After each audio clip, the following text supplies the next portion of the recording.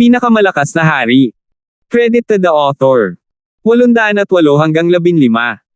Ang mga pangalan po na nandito ay galing sa mga name generator. Kaya kung meron man pagkakatulad sa mga pangalan ng totoong tao o lugar, ito ay tunay na hindi sinasadya. Sa sandaling ito, 4 na surge ng magnificent power ang natipon sa isa at nagsanib sa spatial domain ng kalbong lalaking nakasuot ng dark war robe. Weng boom!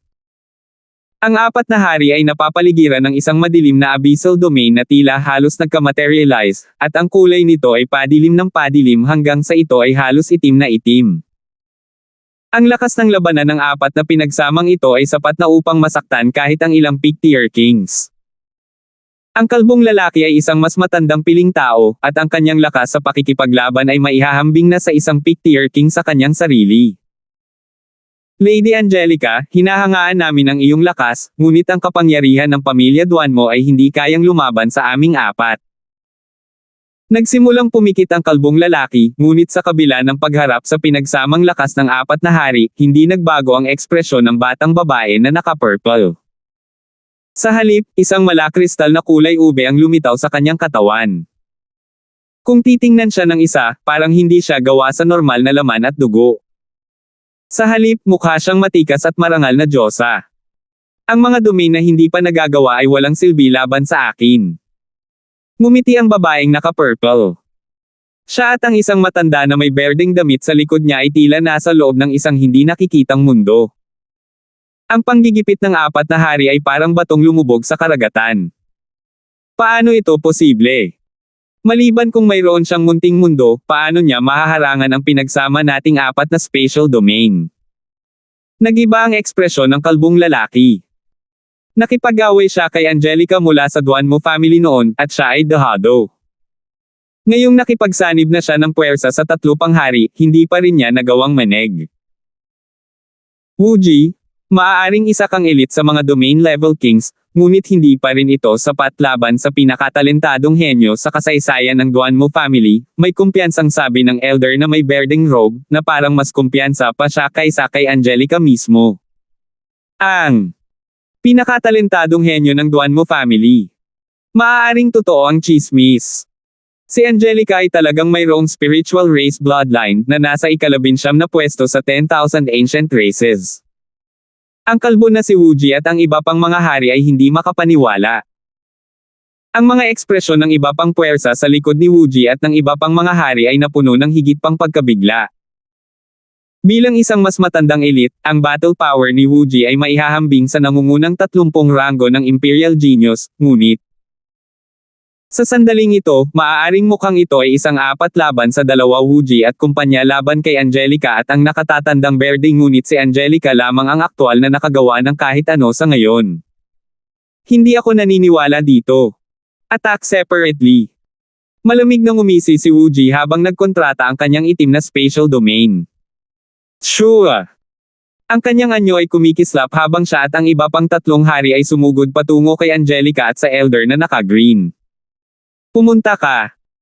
Sumigaw si Angelica nang bumukas ang kanyang malajade na kamay, at ang malakristal na lilang apoy ay naging hadlang na kumalat palabas. Bam! Bam! Bam!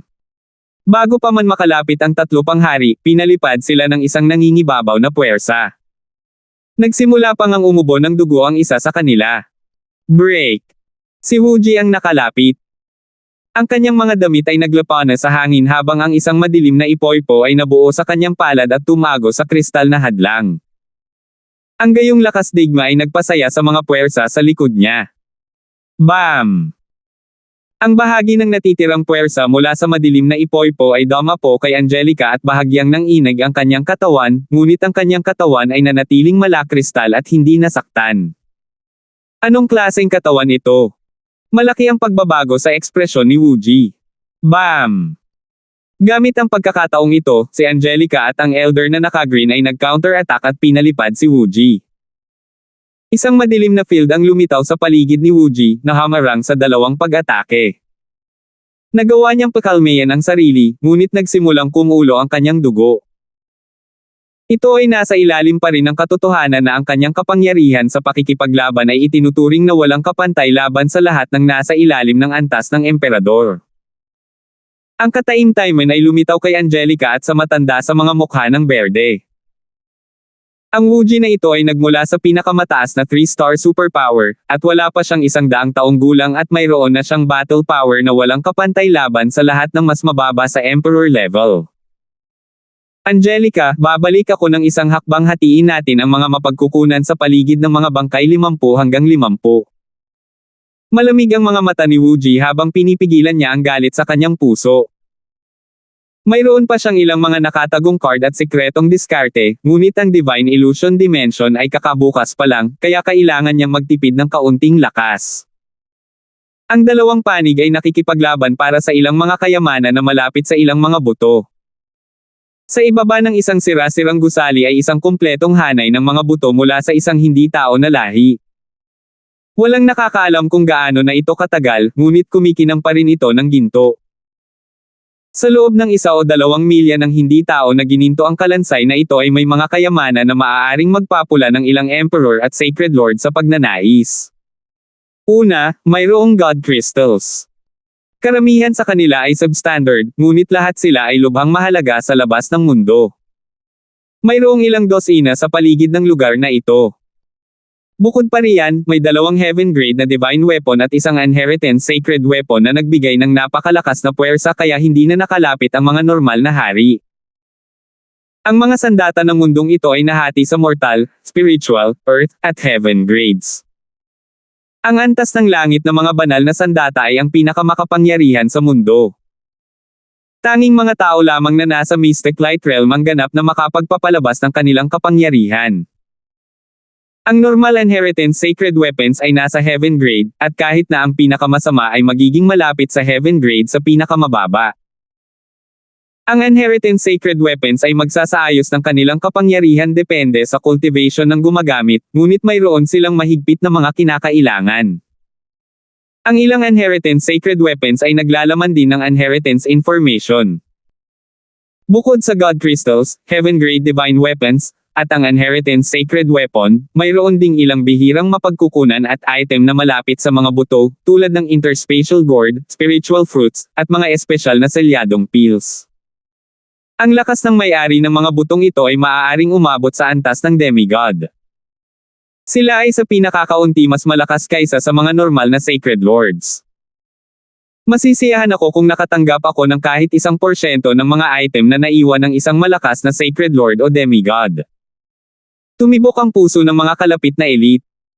Gayunpaman, sa lugar na ito, ang pamilya Duanmo ang namuno. Sa kabutihang palad para sa kanila, mayroong Wuji at ilang iba pang matatandang eksperto na sinubukang labanan si Angelica gamit ang kanilang kapangyarihan. 50 hanggang 50. Natagpuan ng pamilya Duanmo ang mga butong ito. Nanlamig ang mga mata ni Angelica.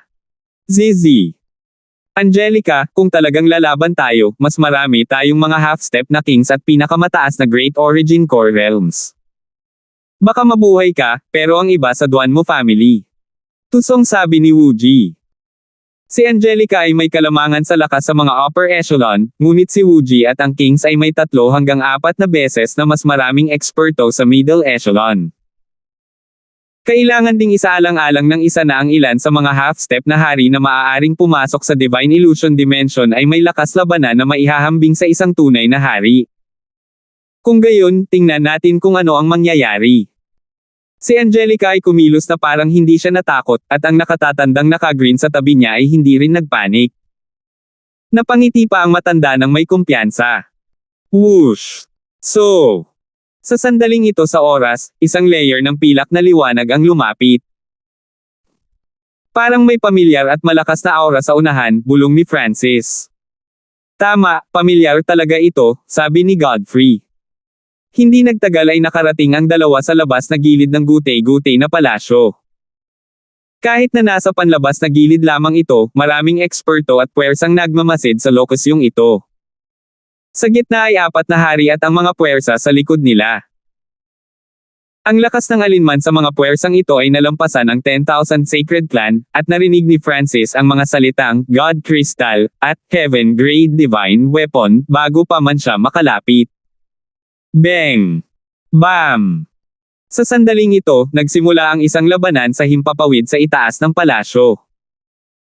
Isang kabuuan ng 6 na hari ang nagsimulang lumaban sa itaas ng mga ginintoang buto, at isang diyosa na may kulay ubing damit ang nakakuha ng higit na atensyon. Ang bawat pag-atake niya ay magpapakita ng malakristal na true yuan na madaling nagtulak pabalik sa Void God Realm Kings, at ang half-step na Kings ay hindi man lang nakalapit. Wow! Wow! Bukod kay Wuji, ang iba pang mga hari ay nasugatan lahat. Ang Angelica na ito ay nasa gitnang yugto lamang ng Void God Realm, ngunit ang kanyang True Yuan ay napakalakas at makapal. Kaya niyang labanan ang napakaraming hari sa parehong oras. Walang ibig sabihin ang mga numero. Ang ekspresyon ni Wuji ay patuloy na kumikislap.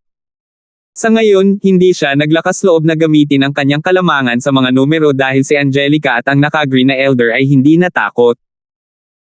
Nahulaan ni Wuji na si Angelica ay malamang na may maliit na mundo pati na rin ang maraming malalakas na nakatagong galaw at sekretong pamamaraan na hindi pa niya nagagamit. Whoosh! So! Lumapit ang patong ng pilak sa puwersa ng 4 na hari. Angelica! Bulong ni Francis habang sinulyapan ang diyosa na naka-purple. Hindi na siya ang dalaga mula noon. Nag-mature na siya ngayon sa isang tunay na magandang babae na kayang akitin ang buong bansa. Angelica. Nagulat si Godfrey. Bumalik sa True Martial Sacred Land, nakipag-away siya sa kanya, kaya alam niya kung gaano siya nakakatakot. Francis, ano ang plano mong gawin? Tumingin si Godfrey kay Francis na may kakaibang tingin. Ang labanan ng 6 na hari ay naging mas matindi, at ang ilang kalahating hakbang na hari sa panig ni Wuji at ng kumpanya ay sumuporta mula sa malayo. Sino nandyan? Naramdaman ng mga puwersa sa likod ng 4 na hari na papalapit sina Francis at Godfrey. Plunder! Malamig na tumawa si Francis habang sila ni Godfrey ay dumaan sa mga grupo habang nasa loob ng spatial domain ni Godfrey. Kung mas malapit ang mga bagay sa mga buto, mas mahalaga ang mga ito. Kahit na ang mga bagay sa loob ng 10 milyang radius ay bihira at mahalaga. Ang mga mapagkukunan ng mga panlabas na gilid ay pangunahing kontrolado ng mga puwersa ng 4 na hari. Arg! Ang interspatial ring ko. Tumigil ka, ang Star Darkness Fallen Stone na katatapos ko lang magmina. Sino ang nangahas na magnakaw sa 9 Darkness Palace? Nagkagulo ang puwersa ni Wuji at ng kumpanya habang umaatungal at sumigaw sa hangin. Whoosh! So! Gayunpaman, ang sinag ng pilak na ilaw ay kumislap sa hangin, at walang nakahabol. Ang mga nasa ibaba ng antas ng kalahating hakbang na hari ay hindi man lang sila nakita ng maayos. Higit pa rito, sa tuwing bumababa ang pilak na liwanag, isang masamang spatial na kapangyarihan ang lilito sa tabi ng pisikal na puwersa na kasing bigat ng Mount Tai. Walang nagawa ang half-step Kings laban sa pandarambong. Sino ta? Si Wuji at ang iba pang mga hari ay tumingin ng may galit, at ang mga mata ni Angelica ay sumulyap habang siya ay bumulalas, siya nga. Godfrey. 800. Saan nanggaling ang dalawang lalaking ito? Naglakas loob silang magnakaw sa 9 Darkness Palace. Mga diskarte sa espasyo at kombinasyong nagpapalakas ng katawan. Napakalakas ng pares. Nanlaki ang mga mata ng mga eksperto sa paligid ng mga gintong buto nang makita nila ang nangyayari. So, sure.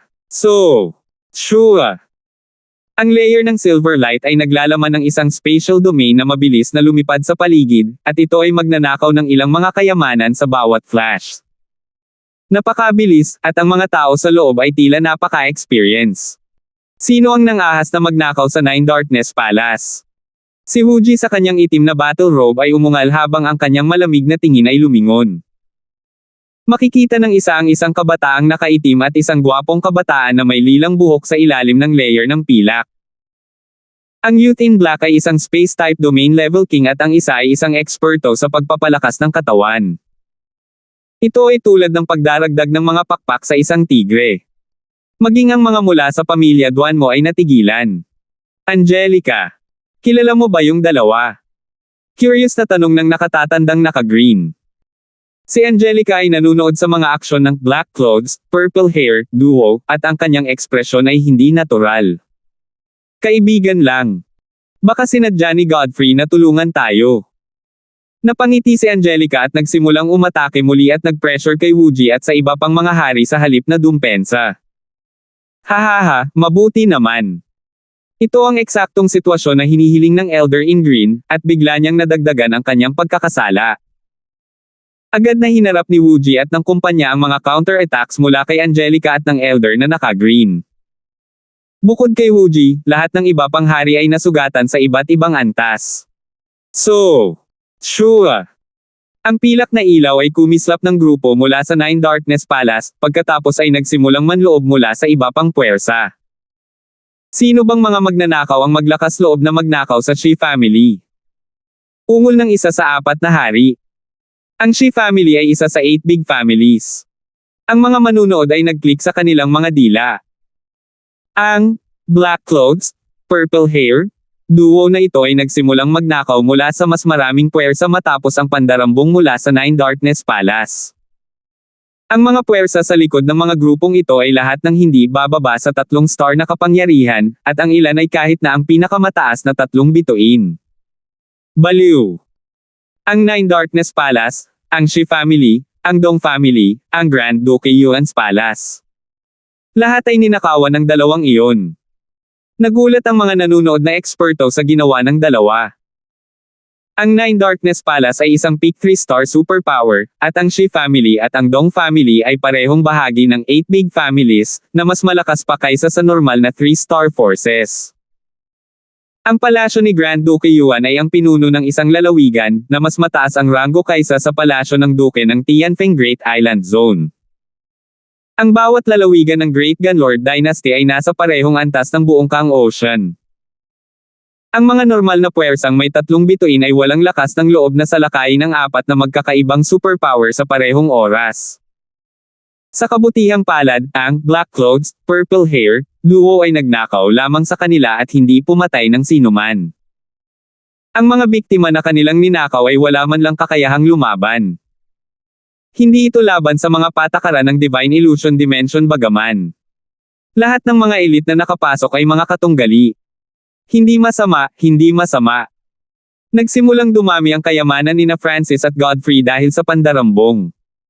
Sa kalahating oras ng paggawa ng tsaa, ang mga kayamanan na nakuha nila ay nalampasan ang lahat ng kanilang ninakaw kanina. Mga magnanakaw, hintayin mo na lang na punitin ko kayo. Si Wooji at ang iba pang mga hari ay sobrang galit na malapit na silang sumabog. Sa ngayon, ang pinakamahalagang mapagkukunan ay malapit pa rin sa mga gintong buto. Ang mga kayamanan na kinuha nina Francis at Godfrey ay hindi kasing halaga. Isa pa, wala man lang napatay ang dalawa, nagnakaw lang. Wooji, kung magpapatuloy ito, saan pupunta ang mukha ng 4 nating puwersa? Galit na tanong ng batang hari mula sa palasyo ni Grand Duke Yuan. Hatiin mo na ang mahahalagang kayamanan, pagkatapos ay haharapin natin ang dalawang magnanakaw na iyon. Hindi rin napigilan ni Wooji. Sa oras na ito, ang 4 na grupo sa likod nila ay paikot-ikot na lahat ng duo ng Black Clothes, Purple Hair. Sure. Hindi na nakipag-away si Wooji at ang kumpanya kay Angelica, tumungo na lang sila sa mga kayamanan sa paligid ng mga gintong buto. Banal na sandata sa antas ng langit. Manang sagradong sandata. Mga kristal ng Diyos. Mga espiritual na prutas at tabletas. Ang mga kayamanang ito ang dahilan kung bakit nila kinakalaban si Angelica, kung hindi ay pumunta na ang 4 na hari para patayin ang duo na mga itim na damit, buhok na lila. Hehe, sa tingin mo ba napakasimple nito? Ngumiti si Angelica at naging isang nagninangas na lilang bahid ng liwanag na umaagos pababa. Boom! Bam! Bam! Bam! Dahil sa singil ni Angelica, nagkalat ang 4 na hari. Kamay ng demonic sky. Si Wooji ay nakatayo sa hangin habang ang isa sa kanyang mga braso ay nagsimulang mag-apoy at lumawak sa isang malaking itim na kamay ng isang higanti. Ang napakalaking kamay ng demonic sky ay nagbigay ng kahangahangang kapangyarihan ng demonic na Dao, at tila naglalaman ito ng kakayahang basagin ang langit at lupa gamit ang nangingibabaw nitong puwersa. Sa sandaling ito, ang battle power ni Wooji ay itinaas sa isang ganap na bagong antas na maaaring sumalungat kay Angelica at makipaglaban ng mabuti para sa mga kayamanan sa paligid ng mga gintong buto. Huwag mo nang isipin iyon. Ang balat ni Angelica ay kumikinang na may lilang liwanag habang ang lakas ng kanyang True Yuan ay umabot sa isang ganap na bagong antas. Boom! Ang lalaki at babae, matandang eksperto at batang kababalaghan ay nagpa-atres sa iba pang mga hari. Who? Ang ilan sa mga kalapit na kayamanan sa paligid ng mga gintong buto ay itinapon sa hangin. Kunin ang mga kayamanan. Ang mga puwersa ay nagharap na lahat ay pinasok, at ang kalahating hakbang na mga hari na kasing lakas ng aktwal na mga hari ay sa wakas ay pumasok sa laban. Ang ilang hari na kanina palihim na nanunood ay sumingit din. Gayunpaman, ang mga normal na tao ay hindi makalapit kahit sa antas ng langit ng mga banal na sandata, manang sacred weapons, o god crystals. Kahit na namatay na ang may-ari ng mga gintong buto, ang mga buto ay nagliliwanag pa rin ng isang malakas na puwersa. Weng! Ang mga gininto ang buto ay bumaril ng ilang matutulis na gininto ang ilaw na nagpa-atres sa ilang hari at maraming kalahating hakbang na hari. Isang madugong sugat ang naiwan sa isang Void God Realm King. Ang isang kalahating hakbang na hari ay halos mahati sa dalawa ng sinag ng gintong liwanag. Mag-ingat! Ang mga gintong buto ay pag-aari ng isang eksperto na nagel-inang ng elemento ng metal. Bulalas ng ilang half-step na kings. Ang elemento ng metal ay naglalaman ng matalim na pag-atake. Sa mga tuntunin ng single target na pinsala, lumampas ang metal sa lakas ng apoy at kidlat. Magandang pagkakataon. Nagkatinginan sina Francis at Godfrey. Sa sandaling ito, nagkaroon ng kaguluhan, at maraming mga kayamanan na malapit sa mga gintong buto ang inilunsad sa hangin. Lahat ng uri ng pag-atake ay nagdulot ng pag-ihip ng alikabok at paglipad ng mga tao sa paligid. Sure. Ang layer ng silver light ay mabilis na lumipad patungo sa mga gintong buto. Pang! Boom! Boom! Maging ang spatial domain ni Godfrey ay napaatras ng shockwaves ng ilang sagupaan at pag-atake. Ang duo ay nagtungo sa gitna ng kaguluhan kung saan ang lakas ng lahat ng pag-atake ay napakahusay, at ang shockwave ng labanan nina Angelica at Wu Ji ay aabot sa kanila. Mula sa kasalukuyang sitwasyon, tila pinipigilan pa rin ni Angelica si Wu Ji at ang kanyang mga kasama. Sa mga tuntunin ng kung gaano karaming mga kayamanan ang kanilang natipon, si Angelica ay may higit pa sa pinagsamang Wu Ji at sa iba pang tatlong hari. Substandard na Diyos Crystal. Si Godfrey ay naging isang streak ng silver light at matagumpay na nakuha ang ilang substandard na God Crystals. Ito ay mas madali para sa kanya kumpara sa iba dahil ang kanyang spatial domain ay naglalaman ng Evil God Crystal, na maaaring sugpuin ang normal na substandard na God Crystals. Sa ngayon ay naghiwalay sina Francis at Godfrey. Ang target niya ay hindi ang substandard na God Crystals, gusto niya mismo ang mga gintong buto. Ang mga gintong butong ito ay naglalaman ng dalisay na diwa at layunin ng metal. Ang may-ari ay malamang na isang lahi ng hindi tao na dalubhasa sa metal. Kailangan kong linangin ang Metal of Wind Lightning kalaunan, naisip ni Francis. Ice Imperial War Armor. Pinaikot niya ang kanyang dugong ice water, at isang layer ng asul na likido ang Dam Alloy sa kanyang katawan habang may lumitaw na ice blue water armor sa kanyang katawan. Sa nabagong Ice Imperial Spear na kumikilos bilang suit of armor, tumaas ng husto ang depensa ni Francis. Dagdag pa sa katotohanan na mayroon siyang Golden Kun Sacred Lightning Body at ang kanyang malakas na pisikal na puwersa, maaari niyang harangan ang mga pag-atake kahit na mula sa Kings. Isang alon ng tubig at kidlat ang lumundag sa ibabaw ng Ice Imperial War Armor. Maaari na itong mag-counter-attack sa pamamagitan lamang ng pakikipag-ugnayan sa kaaway. Nakaramdam si Angelica ng pamilyar na aura at sinulyapan ang Ice Imperial War Armor ni Francis at ang kanyang Water of Wind Lightning.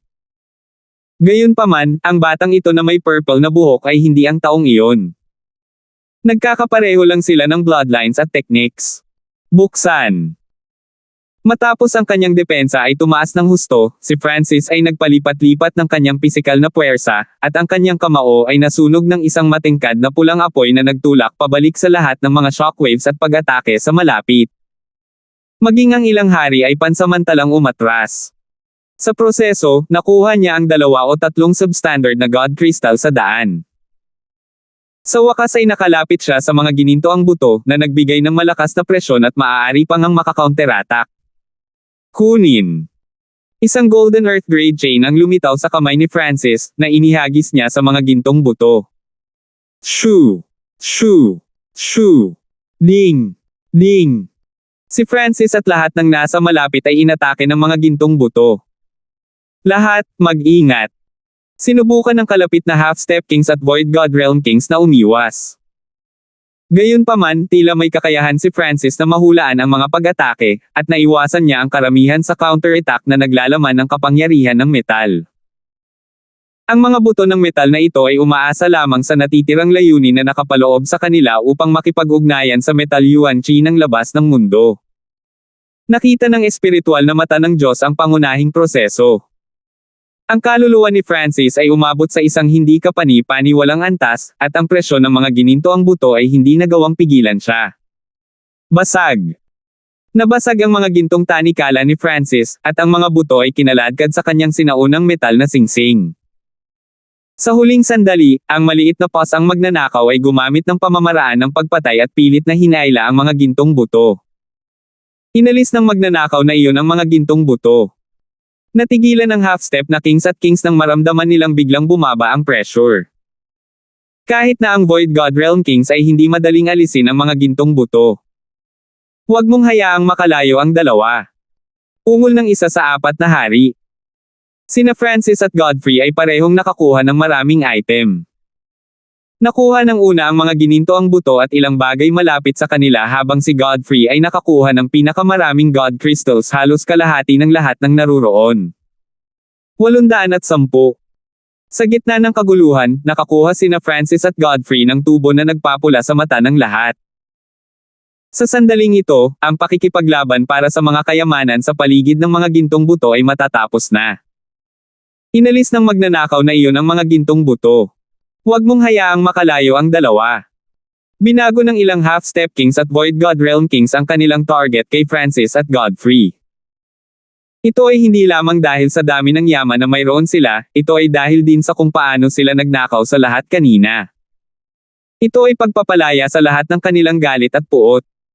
Ang ilang king level figure ay nagsimulang dahan-daang lumapit kina Francis at Godfrey na bumubuo ng isang kalahating bilog. Isa sa apat na hari ang kinasuhan kay Francis. Si Francis ay nasa Origin Core Realm lamang, ngunit nakuha niya ang mga gintong buto at ilang bagay sa malapit. Kung hindi ito ang oras para atakihin siya, kailan pa kaya? Umalis. Isang pares ng Water Lightning Wings na tila nabubuhay ang biglang lumawak sa likod ni Francis. Lightning Wings Flying Technique. Sure. Isang ripple ng water lightning ang naiwan habang si Francis ay lumipad sa himpapawid at sinalubong ang isang bahid ng pilak na liwanag. Boom! Bam! Bam! Isang Void God Realm King at ilang Half-Step Kings ang hindi nakaatake. Ang breath na iyon ay dalubhasa din sa mga diskarte sa pagtakas na uri ng space, at mayroon pa siyang kakaibang uri ng mga pakpak ng kidlat. Napatulala ang mga elite na nakaligtaan. Sino ang mag-aakala na ang isang maliit na pinagmulan core realm ay makakaintindi ng ganoon kalalim na mga kasanayan? Ang kanyang mga reaksyon, bilis, at instinct ay lahat ng top tier. Pumunta ka. Sina Francis at Godfrey ay natatakpan ng isang patong ng pilak habang sila ay nagmamadali patungo sa gilid ng nasirang lungsod. That Lightning Wings Flying Technique. Ang mga mata ni Angelica ay kumislap sa hinala at pagkabigla habang nakatingin siya sa kumukupas na water lightning wing sa likod ni Francis. Sa mga spatial domain technique ni Godfrey, ang bilang ng mga eksperto na makakahabol sa kanya ay mabibilang sa isang kamay, at ang pinakamalakas na tao si Wuji ay pinipigilan ni Angelica. Pagkatapos ng lahat ng pandarambong at pagnanakaw, mayaman sina Francis at Godfrey. Soul Healing Wood, Water Mother Essence, Wujangkang Wood, Substandard God Crystals. Sa mga mapagkukunang ito, dapat na makalusot ang aking cultivation. Tuwang-tuwa si Francis. Ang paghuhukay at mano-manong paghahanap ng mga mapagkukunan ay magiging mahirap kung mayroon lamang dalawa sa kanila. Ang pandarambong at pagnanakaw ay mas mabilis. Gayunpaman, kapag may mga benepisyo, mayroon ding mga downside. Madaling masaktan ang mga tao sa pamamagitan ng pagnanakaw. Brat, huwag kang gumalaw. Isang grupo ng mga tao ang nakatayo sa gilid ng nasirang lungsod. Ang pinuno ay isang batang hari na nakasuot ng itim na damit na ang mga mata ay parang malamig na bituin. Katabi niya ang ilang half-step kings at Great Origin Core Realms, kabilang ang isang magandang babae na may asul na buhok na tila lumabas sa isang painting.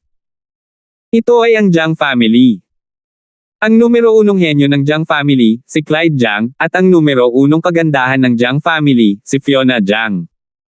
Agad na nakilala ng mga kalapit na puwersa ang grupo. Brother Clyde, iyan ang bastard na nagnakaw ng aking water mother essence. Kinagat ng dalagang may asul na buhok ang kanyang mga labi at ikinulong ang kanyang mga kilay habang galit na nakatingin sa nakayulang buhok.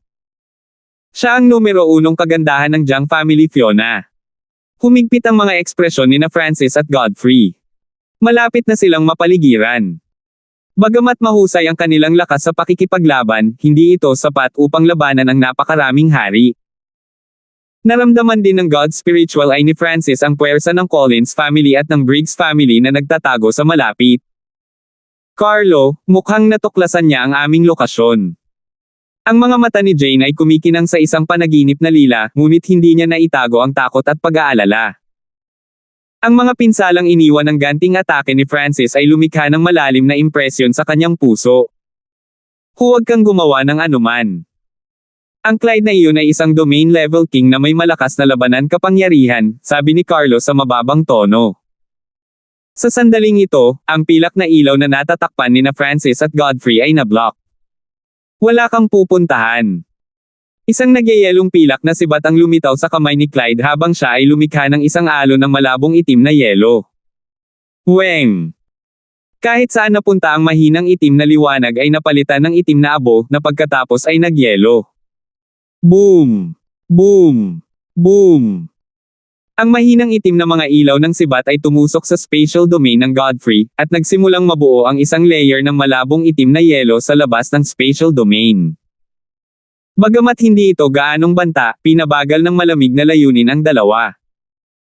Kasabay nito, 5 o 6 na half-step na hari mula sa Jiang family ang sumalakay, kasama ang magandang asul na buhok na si Fiona. Ang mga half-step na kings na ito ay nasa king level o hindi masyadong malayo dito.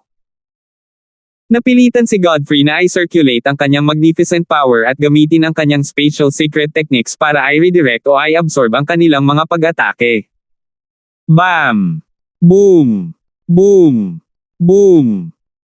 Nagsagupaan sa himpapawid sina Godfrey at Clyde, at ang kanilang mga spatial domain ay nagkawatak-watik din, na nagtutulak sa maraming tao pabalik. Bam! Si Clyde ay itinulak pabalik ng 12-dosenang yarda ng isang kakaiba, masamang lilang pilak na alon ng liwanag, at nagsimulang kumulo ang kanyang dugo. Kung hindi nakuha ni Godfrey ang Evil God Crystal, 50 hanggang 50 lang sana ang tsansa na manalo siya. Ang puso ni Francis ay kasing linaw ng salamin. Ang Evil God Crystal ay naging sentro ng spatial domain ni Godfrey. Bam! Bam! Bam! Gayunpaman, sa parehong oras, ang iba pang mga eksperto ng Jiang family ay nadagdagan ang kanilang pagkakasala at sinubukang pigilan sina Godfrey at Francis mula sa pagtakas.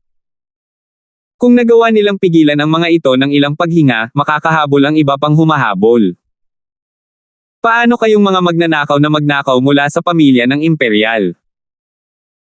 Puputulin ko ang inyong mga ulo at isasabit ko sila sa mga pader ng wasak na lungsod, isang malamig na boses ang narinig mula sa kabilang panig ng mga guho. So. Lumipad ang puwersa mula sa Great Gun Imperials. Ang mga pinuno ay ang 13 prinsipe at ang kulubat na matanda. Sa likod nila ay ilang half-step kings. Hahaha. Mga brats, tignan natin kung saan ka tatakbo tapos galitin tayong lahat. Ang mga hari mula sa Grand Duke Yuan's Palace, ang Shi family, ang Dong family, at isang grupo ng mga half-step na kings ay papalapit mula sa iba't ibang direksyon. Sa oras na ito, kung kaya ng pamilya Jiang na pigilan sina Francis at Godfrey ng ilang paghinga lang ay napakahalaga. Francis, ano ang dapat nating gawin? Nang makitang parami ng parami ang mga taong lumalapit, ang ekspresyon ni Godfrey ay solemn na.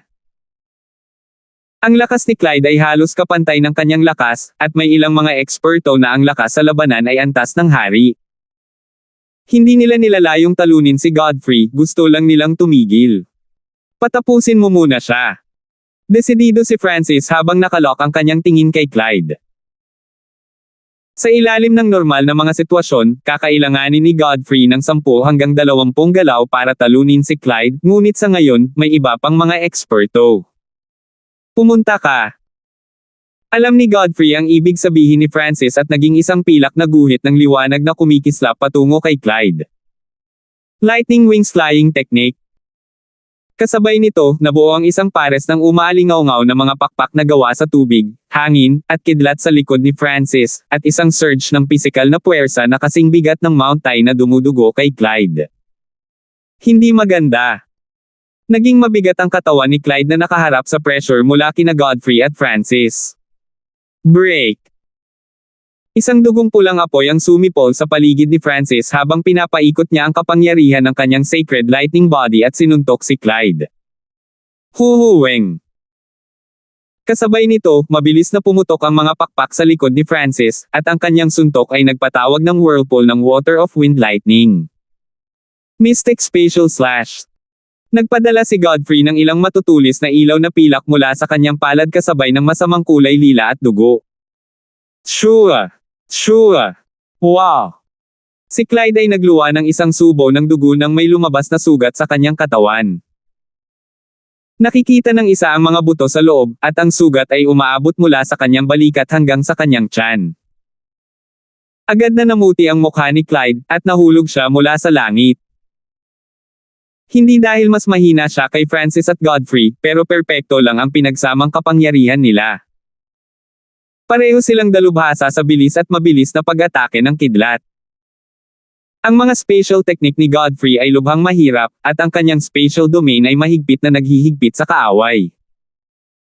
Ang Golden Kun Sacred Lightning Body ni Francis ay nagbigay sa kanya ng malakas na pisikal na lakas na maaaring magdiin sa katawan at dugo ng kalaban. Bilang karagdagan, ang na-mutate na Blood Demon Sun bloodline ay may napakalakas na lakas ng pagsabog. Kapag ginamit kasama ang Sacred Lightning Body at ang Wings of Wind and Lightning, maaari niyang banta ang Kings kahit sa Small Origin Core Realm. May isa pang mahalagang punto. Ang layunin ni Francis ay umabot sa mataas na antas, kaya madali niyang nahuhuli ang mga kapintasan ni Clyde. Isang ice blue armor ang lumitaw sa paligid ng katawan ni Francis at umagos ng tubig at kidlat. Boom! Boom! Boom! Ang mga counter-attacks ng lahat ng kalapit na half-step na Kings at Clyde ay hindi nagawang banta si Francis. Dahil napili ang Water of Wind Lightning bilang unang elemento, ang kanyang Sacred Lightning Body ay lubhang nababanat laban sa Water at Ice Elemental attacks. Umalis. Pumasok si Francis sa spatial domain ng Godfrey, at natatakpan sila ng isang layer ng silver light na kumukuha ng lahat ng pag-atake ng direkta habang dumaan sila sa Jiang family. Kuya Chen. Si Fiona, ang numero 1 kagandahan ng Jiang family, ay mabilis na tumulong kay Clyde. Ang dalawang iyon ay hindi normal. Si Clyde ay natatakot pa rin sa nangyari. Ang nasasakupan ng kabataang iyon na nakaitim ay naglalaman ng isang nakakatakot na masamang kapangyarihan, at ang pakiramdam ng batang may kulay ubing buhok na iyon ay nagpaparamdam sa akin na para bang kinakaharap ko ang Emperor intent ng isang tao mula sa mas matandang henerasyon. So, whoosh! Ang mga mula sa Jiang family ay nakamasid lamang habang ang layer ng pilak ay lumipad sa ibabaw nila. Bukod kay Clyde, na isang hari sa antas ng domain, walang ibang nagawang kritikal na banta sa kanila. Sa sandaling ito, ang lahat mula sa Grand Duke Yuan's Palace, ang Collins family, ang Briggs family, at lahat ng iba pang puwersa ay sunod-sunod na dumating. Isa o dalawang hininga lang ang layo nila mula sa ganap na nakapalibot kay Francis at Godfrey. Jane, kung aatake tayo ngayon, maaari nating pigilan ang dalawang magnanakaw na iyon. Bumilis ang bilis ng paghinga ni Carlo. Sina Francis at Godfrey na nagtutulungan at malubhang nasugatan si Clyde ay ikinagulat niya at ni Jane. Ang purple-haired na si Jane ay nag-alinlangan. Kahit na alam niya na ito ang pinakamagandang pagkakataon para maiwan sina Francis at Godfrey, nag-iwan si Francis ng malalim na impresyon sa kanyang puso. Sinabi sa kanya ng instinct na ang kaliwang mata ng kabataang iyon ay isang bangungot na hindi madaling masaktan. So, sure. Habang papalapit ang layer ng silver light. Pang! Pang! Bumilis ang tibok ng puso ni na Carlo at Jane. Sa sandaling ito, isang masamang ngiti ang nabuo sa mukha ng batang may kulay ube na buhok habang nakatingin siya, at ang kanyang kaliwang mata ay naging malabo na parang lilang mundo ng mga ilusyon. Nayanig ang puso ni na Carlo at Jane. Mahiwaga ang ngiti ng kabataan, at ang lilang kailaliman ay parang bangungot na lumawak at tila nilalamon ang mundo. So, whoosh! Pagkatapos lamang mawala ang layer ng pilak na liwanag. Hu! Kumilos ang dalawa na parang kakagising lang mula sa isang bangungot.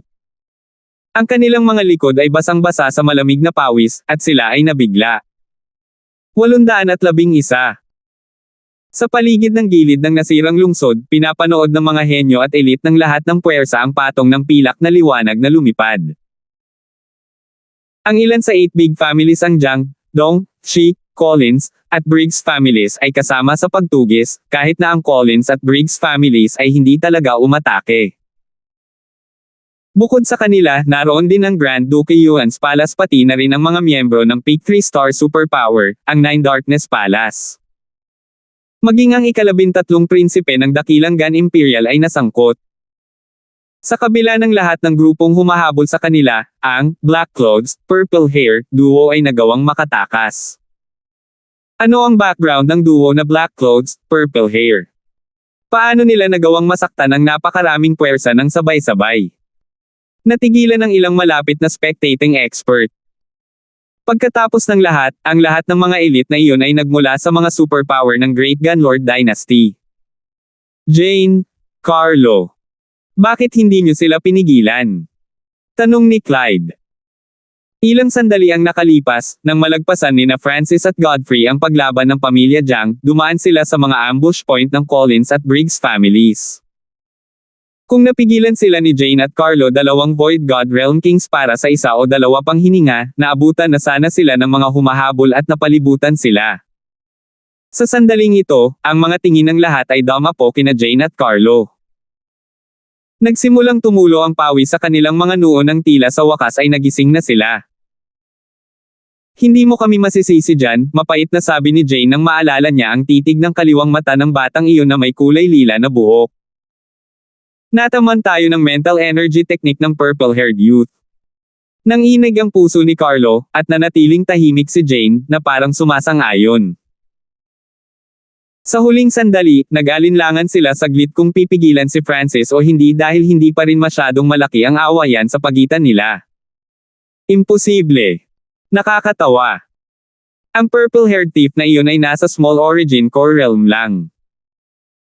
Paano makakaapekto ang kanyang eye bloodline sa isang Void God Realm King?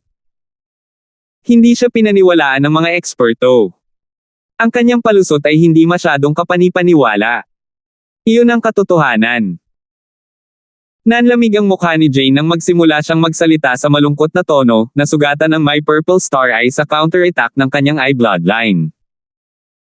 Napagtanto ko na ang kabataang may purple hair na talaga ang may hawak. Nang marinig iyon, mas bumangon ang mga hinala. Nasa small origin core realm lang ang batang iyon na may purple-haired. Sa tingin mo siya talaga ang mamumuno. Hindi ako naniniwala na ang 2 hari ay maaaring maapektuhan ng isang magnanakaw sa small origin core realm, malamig na ngumisi ang 13th prince. Karamihan sa mga tao ay hindi naniniwala kay Jane, habang ang isa pang bahagi ay kalahating naniniwala sa kanya. Huwag mo akong sisihin sa hindi kita babala kapag may nangyaring masama sa iyo. Si Jane ay masyadong hinamak para ipaliwanag. Anong nangyari? Ni hindi ako nagkaroon ng lakas ng loob na salakayin siya. Huminga ng malalim si Carlo. Alam niyang naapektuhan siya ng eye bloodline ni Francis, ngunit hindi niya masyadong alam ang mga detalye dahil bahagyang malabo ang kanyang memorya. Napakasimple nito. Nagpakawala ng mahabang hininga si Jane at nagsalita na may kasamang buntong hininga, matagumpay na ginamit ni Francis ang mga pagkukulang sa ating isipan upang kontrolin ang ating mga emosyon. Ano? Nanginginig ang puso ni Carlo habang iniisip niya ito, at napagtanto niya na iyon nga ang nangyari. Lubhang maingat sila kina Francis at Godfrey, at nag-aalangan sila kung aatake sila o hindi. Higit pa rito, sina Francis at Godfrey ay malubhang nasugatan si Clyde sa isang iglap na ikinagulat nina Carlo at Jane. Bukod doon, ang eye bloodline ni Francis ay nakakounterattack na at nasugatan si Jane noong nakaraan. Ang dalawa ay hindi masyadong kumpiyansa o matapang. Medyo may natitirang impresyon sa kanilang mga puso. Ginamit ni Francis ang mga kapintasan sa kanilang isipan upang maapektuhan ang kanilang mga emosyon sa masamang ngiti na iyon. Sa buong proseso, ang dalawa ay maingat at natatakot. Wala silang lakas ng loob na umatake. Kaya ang kasalukuyang sitwasyon. Nakatingin lang ang dalawa habang nakatakas sina Francis at Godfrey, hindi makaatake. Talagang pinalampas namin ang aming pagkakataon. Kung kami ay mas mapagpasyahan, maaaring natigil namin ang dalawang iyon, hindi napigilan ni Carlo na sabihin ang panghihinayang. Siyempre, ang dalawa ay naging mas maingat kay Francis ngayon. Naramdaman nila na medyo nakakatakot siya. Whoosh! Isang malakas na surge ng magnificent power mula sa isang eksperto ng demonic daw ang bumaba sa lugar na ito. Anong nangyayari?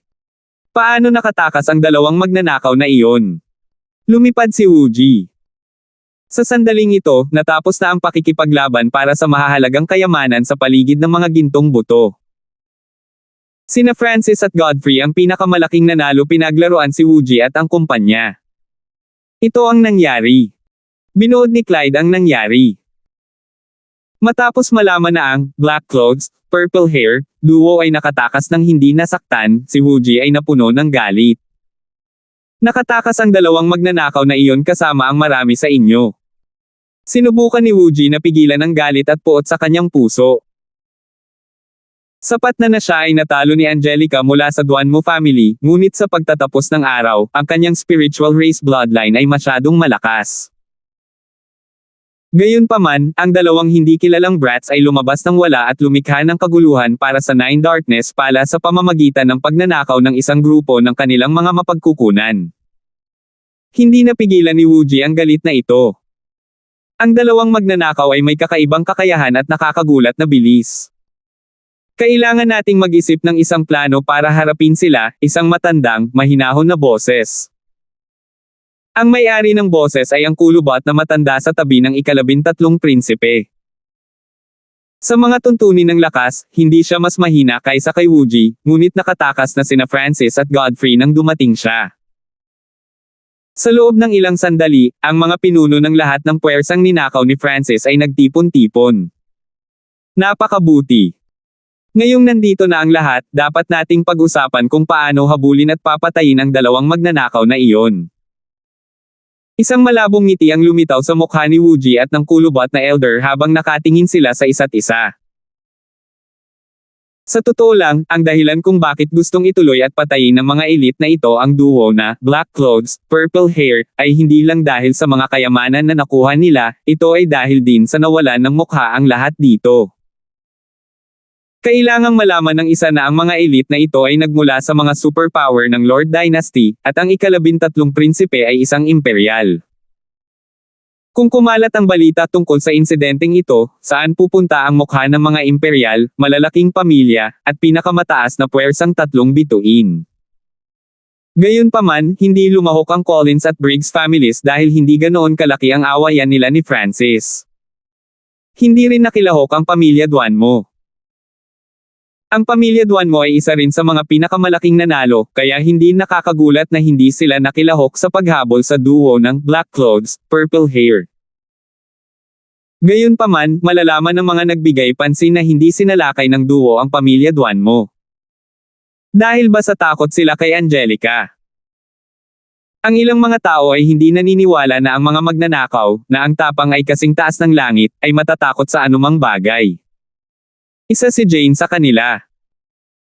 Pagkalipas ng 2 araw, pagkatapos naganap na matuklasan ang nasirang lungsod, umalis ang lahat ng puwersa. Kakaiba yon. Mukhang may iisang layunin ang mga taong iyon. Napaisip si Angelica. Si Wooji, ang ika-13 prinsipe, at ang kumpanya ay umalis ng magkasama, at walang nakakaalam kung ano ang kanilang pinaplano. Angelica, nakatanggap kami ng balita na si Wooji at ang kumpanya ay nagtipon ng mga eksperto ng ilang puwersa upang habulin ang 2 magnanakaw na iyon. Lumipad ang matanda na nakasuot ng berde. Hinahabol sila. Isang bakas ng pag-aalala ang lumitaw sa mukha ni Angelica. Angelica, nag-aalala ka ba sa kaligtasan ng iyong kaibigan? Ayon sa balita mula kay Jane, ang lakas ng kabataang nakasuot ng itim ay napakahusay, at ang kakayahan ng batang iyon na may kulay ube na buhok ay mas kakaiba. Siya ay may soul eye bloodline na tinalo pa sina Jane at Carlo. Patuloy ng nakaberdeng elder. Nang marinig iyon, bahagyang nagbago ang ekspresyon ni Angelica habang may liwanag na sumilay sa kanyang mga mata. Purple hair. Soul-based eye bloodline. Nagkataon lang ba ang lahat ng ito? Si Angelica ay nawala sa malalim na pag-iisip at naging mas kainahinala. Gayunpaman, ang edad, hitsura, at mga pamamaraan ng kabataang iyon na may kulay ube na buhok ay ibang-iba sa nasa kanyang alaala. Higit pa rito, hindi lang siya ang taong may purple na buhok at may soul eye bloodline. Halimbawa, ang Briggs family. Karamihan sa kanilang mga eye bloodline ay soul-based, at mayroon silang purple na buhok. Brother Feng. Maaari bang pumasok ka na rin sa Divine Illusion Dimension? Isang panaginip na inaasahan ang lumitaw sa mga mata ni Angelica. Kung makapasok si Godfrey, bakit hindi makapasok si Francis? Terena, nagpasya si Angelica. Angelica, anong balak mo? Tanong ng matanda na nakasuot ng berde. Kailangan kong hanapin si Godfrey. At tanungin siya ng isang bagay, tiyak na sabi ni Angelica, at walang natira sa nasirang lungsod. Sa gitna ng isang lambak sa Divine Illusion Dimension. Sure! Isang patong ng pilak na liwanag ang dumapo sa isang parang ng mga puno. Hu! Nagpakawala ng mahabang hininga ang kabataang nakaitim habang sumilay ang pananibik sa kanyang pagod na mga mata. Medyo matagal kaming tumakbo, at ikaw ay lubhang maingat. Ang mga gantimpala sa pagkakataong ito ay napakarami. Sina Godfrey at Francis ay parehong may ngiti sa kanilang mukha. Nabaliw na sila at nanakawan mula sa maraming puwersa sa magulong labanan. Agad nilang nilinis ang isang lugar sa kailaliman ng kagubatan, pagkatapos ay nagsimulang ayusin ang kanilang mga gantimpala. Ang pangunahing gantimpala ni Godfrey ay ang substandard na God Crystals. Nakakuha siya ng ilang dosina ng mag-isa, at lahat sila ay inilagay sa kanyang spatial dimension para pakainin ang Evil God Crystal. Naramdaman ni Francis na medyo lumakas ang spatial domain ni Godfrey nitong mga nakaraang araw, at nagbago ang kalidad at elemento ng kanyang True Yuan. Ang kapangyarihan ni Godfrey ay patuloy na tumaas, at isang bahagyang masamang aura ang nagmula sa kanya, ngunit sa kabutihang palad, sa kapangyarihan ng Mind Common Pearl, isang bahagi lamang ng kanyang lakas ang naapektuhan. Ang kanyang isip at layunin ay hindi halatang naapektuhan. Sa gitna ng kagubatan, inalis ni Francis ang kanyang mga samsam sa digmaan. Kahit na hindi siya nakakuha ng maraming God Crystals, nakakuha pa rin siya ng ilan. Gayunpaman, ang mga gintong buto na nakuha niya ay naglalaman ng isang malakas na pag-akyat ng mga batas ng metal. Noong sinimulan ni Francis na linangin ang Metal of Wind Lightning, ang mga gintong butong ito ay may malaking pakinabang. Nakakita si Francis ng ilang bagay sa mga gintong buto. Sa baywang ay may golden gray na sinturon na hindi masyadong kapansin-pansin. Sa bungo nito ay isang escarlate gininto ang singsing sa ilong, at ang mga gininto ang buto ay mayroon ding pares ng berdeng katad na sapatos sa mga paa nito na natatakpan ng sinaunang, detalyadong mga ukit. 812. Meow meow. Biglang sumulpot ang munting paws ang magnanakaw at siniyasat ang mga bagay sa gintong buto. Mayroong isang gininto ang kulay abo na sinturon, isang escarlate gintong singsing sa ilong, at isang berdeng pares ng mga sapatos na katad. Munting pasang magnanakaw, piliin kung ano ang gusto mo, ngumiti si Francis at sinabi. Masasabi niya mula sa mga kilos ng maliit na magnanakaw na pusa na kahit papaano ay interesado ito sa ilan sa mga bagay. Dahil nililinang ni Francis ang pamamaraan ng Golden Kun Sacred Lightning Body, hindi na niya kailangan ng maraming kayamanan gaya ng dati. Mayroon na siyang Skylocking Bow at ang pinalakas na Ice Imperial Spear na higit pa sa sapat. Meow!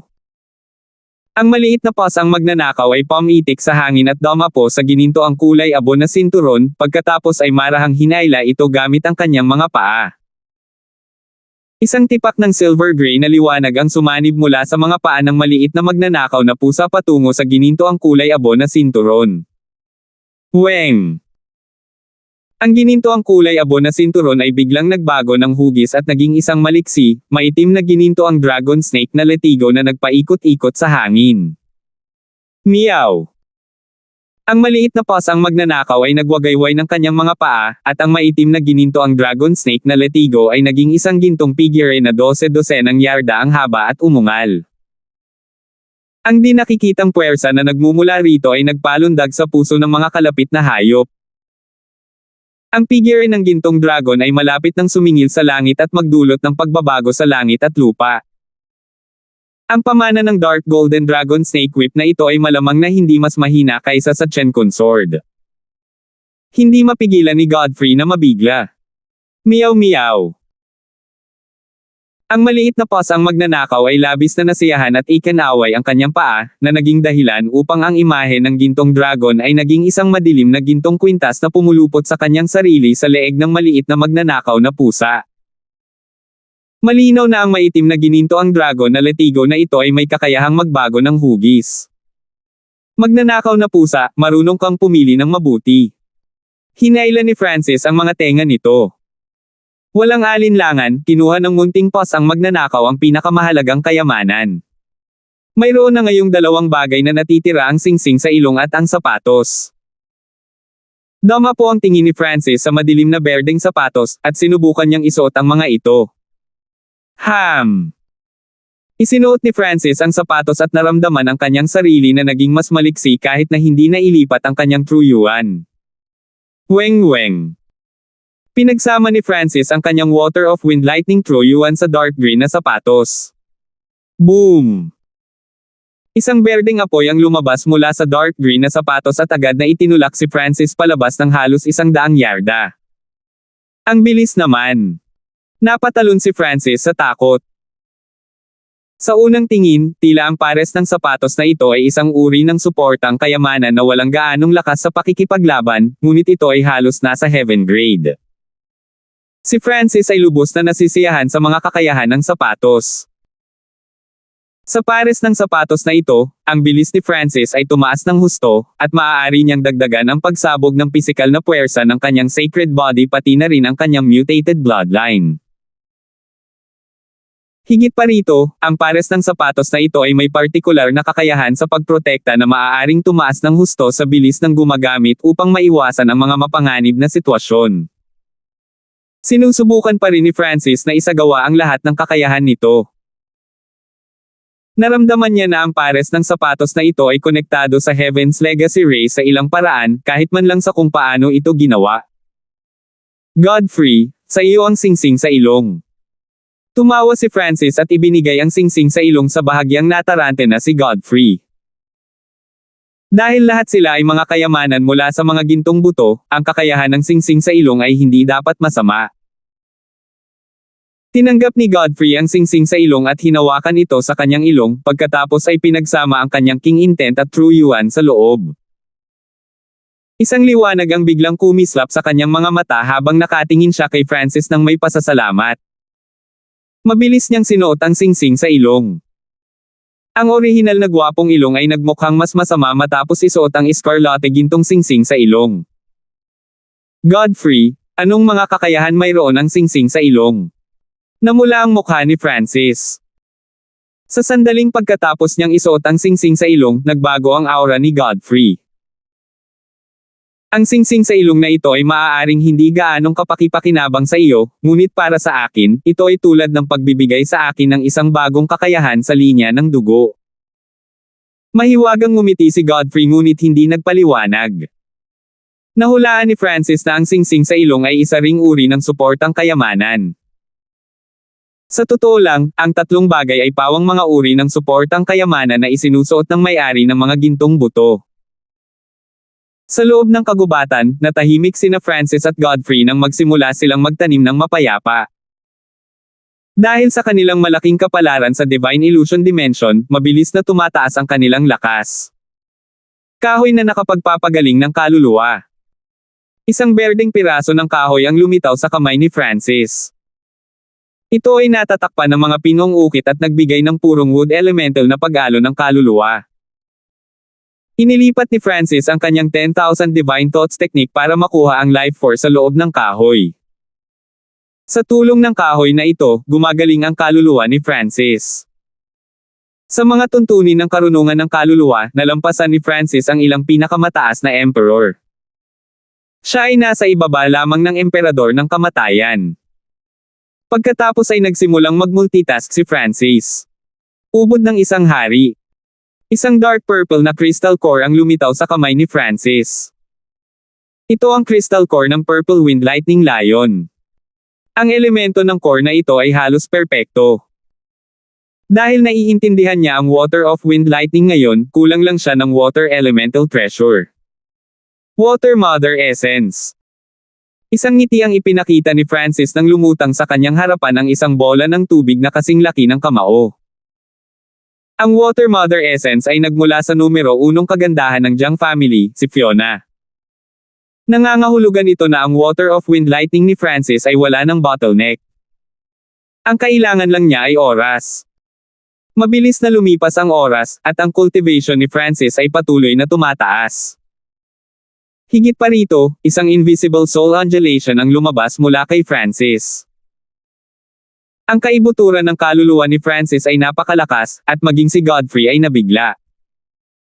Mukhang kinuha nga ni Francis ang isa pang katawan at muling nabuhay, naisip ni Godfrey.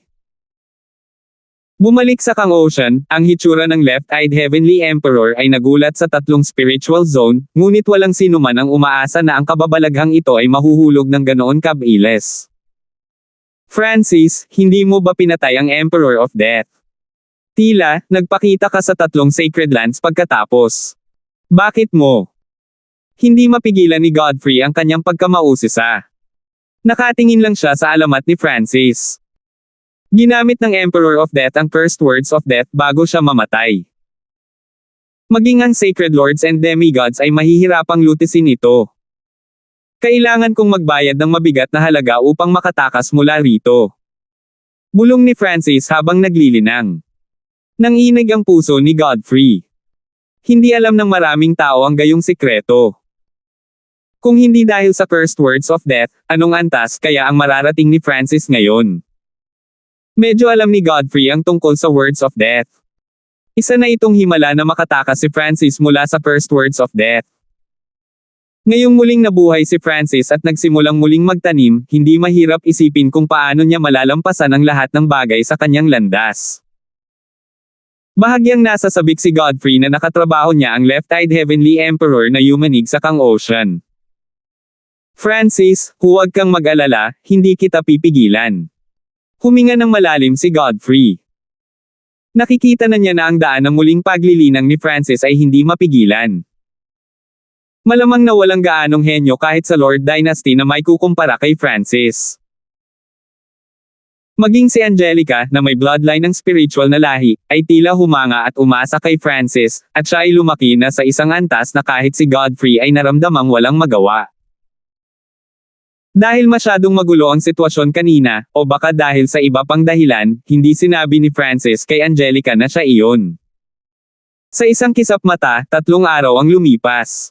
Basag. Naputol ang soul healing wood sa kamay ni Francis sa ilang piraso. Ang aking kaluluwa ay naging matatag sa mga unang yugto ng Void God Realm, at malapit ito sa normal na domain level kings. Tumango si Francis. Dahil naka-recover ang kanyang soul strength, ang kanyang Emperor intent ay naka-recover ng 20 hanggang 30%. Sa mga tuntunin ng layunin, si Francis ay maihahambing sa isang peak tier king. Walang sino man sa Divine Illusion Dimension ang may kukumpara sa kanyang karunungan sa Soul Dao. Makalipas ang ilang sandali, Weng! Isang whirlpool ng tubig ang lumitaw sa hangin sa itaas ng ulo ni Francis at tinawag ang kapangyarihan ng hangin, tubig, at kidlat. Peak Small Origin Core Realm. Isang ngiti ang nabuo sa mukha ni Francis habang tinatango niya ang kanyang ulo. Ang kanyang wind lightning technique ay umabot na sa ika-6 na antas, at dahil sa patuloy na paggamit ng mga mapagkukunan, ang kanyang paglilinang ay mabilis na tumataas. Ang Water Mother Essence sa kanyang kamay ay kumupas ng kulay ng 30 hanggang 40%. Kailangan pa niya ng ilang oras upang makapasok sa Great Origin Core Realm, ngunit bukod sa wala siyang sapat na True Yuan, ang lakas nito ay medyo mas mataas kaysa sa ilang early stage na Great Origin Core Realms. 70 hanggang 80% ng Ancient Dream Realm na prutas na kinain niya ilang araw na ang nakalipas ay natunaw na ngayon. Ang kanyang estado ng pag-iral at ang kanyang sagradong lightning body ay parehong lumalakas.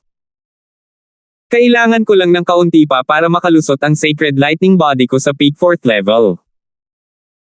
Sa oras na iyon, ang aking pisikal na katawan ay magiging walang kapantay laban sa mga nasa Origin Core Realm, at makakalaban ko kahit ang king sa ilang sandali. May kumikinang na pinanibik sa mga mata ni Francis. Sa panahong ito, naging mas malakas din si Godfrey. Weng Hu. Isang masamang pilak-lilang liwanag ang dumagsa sa paligid ng Godfrey, at ang masamang kapangyarihan na nagmumula sa kanya ay nagpang-inig sa katawan ng mga kalapit na hayop. Shua! Nagsimulang kuminang ng purple ang buhok ni Godfrey, at nabuo ang isang simbolo ng crescent moon na kulay lila at dugo sa kanyang noo, tulad ng simbolo ng evil god. Lilang buhok. Bahagyang huminto si Francis. Ngayong pareho silang may purple na buhok, mukhang perpekto ang duo. Kung paanong susubukan ni Francis na makapasok sa pinakamataas na ika-4 na antas ng Sacred Lightning Body. Bahagyang kumaibot ang eskarlate gintong singsing sa ilong ni Godfrey. Francis, ang mga aura ng ilang tao noon ay tila malapit na. Sabi ni Godfrey. Iyon ba ang kakayahan ng singsing sa ilong ni Godfrey? Nagulat si Francis, ngunit sinuri niya ang paligid gamit ang kanyang God Spiritual Eye. Umalis. Tumalon ang puso ni Francis. Nahadjep ng kanyang kaliwang mata ang maraming figure na sinusubukang palibutan ang lugar. Shua! Shua! Isang masamang pilak-lilang liwanag ang tumalon mula sa kagubatan. Mga magnanakaw, huwag lumaban. Humanda kayong mahuli. Habang papatakas na ang dalawa mula sa kagubatan, isang hari at ilang kalahating hakbang na hari ang sumugod sa isang dagandong. Ang hari ay isang kabataang nagmula sa palasyo ng Grand Duke Yuan, at nakibahagi siya sa pag-atake kay Angelica. Wala kang pupuntahan. Ang kabataan ay sumingit mula sa gilid. Bastos ka. Si Francis at Godfrey ay umungal. Hindi man lang lumingon ang dalawa habang naglalabas sila ng suntok at palad mula sa loob ng layer ng silver-purple light. Bam! Bam! Isang layer ng maliwanag na pulang ilaw mula sa suntok at isang sinag ng pilak-lilang liwanag mula sa palad ang bumalot sa lugar. Wow! Pinalipad ang batang hari. Agad niyang niluwa ang isang subo ng dugo, namutla ang mukha, at hindi siya makatayo ng matagal. Ang mga half-step na kings ay napaalis lahat ng shockwave bago pa man sila makalapit. Ang dalawang magnanakaw ay nagpakulay ng lila ng kanilang buhok. At sila ay naging mas malakas.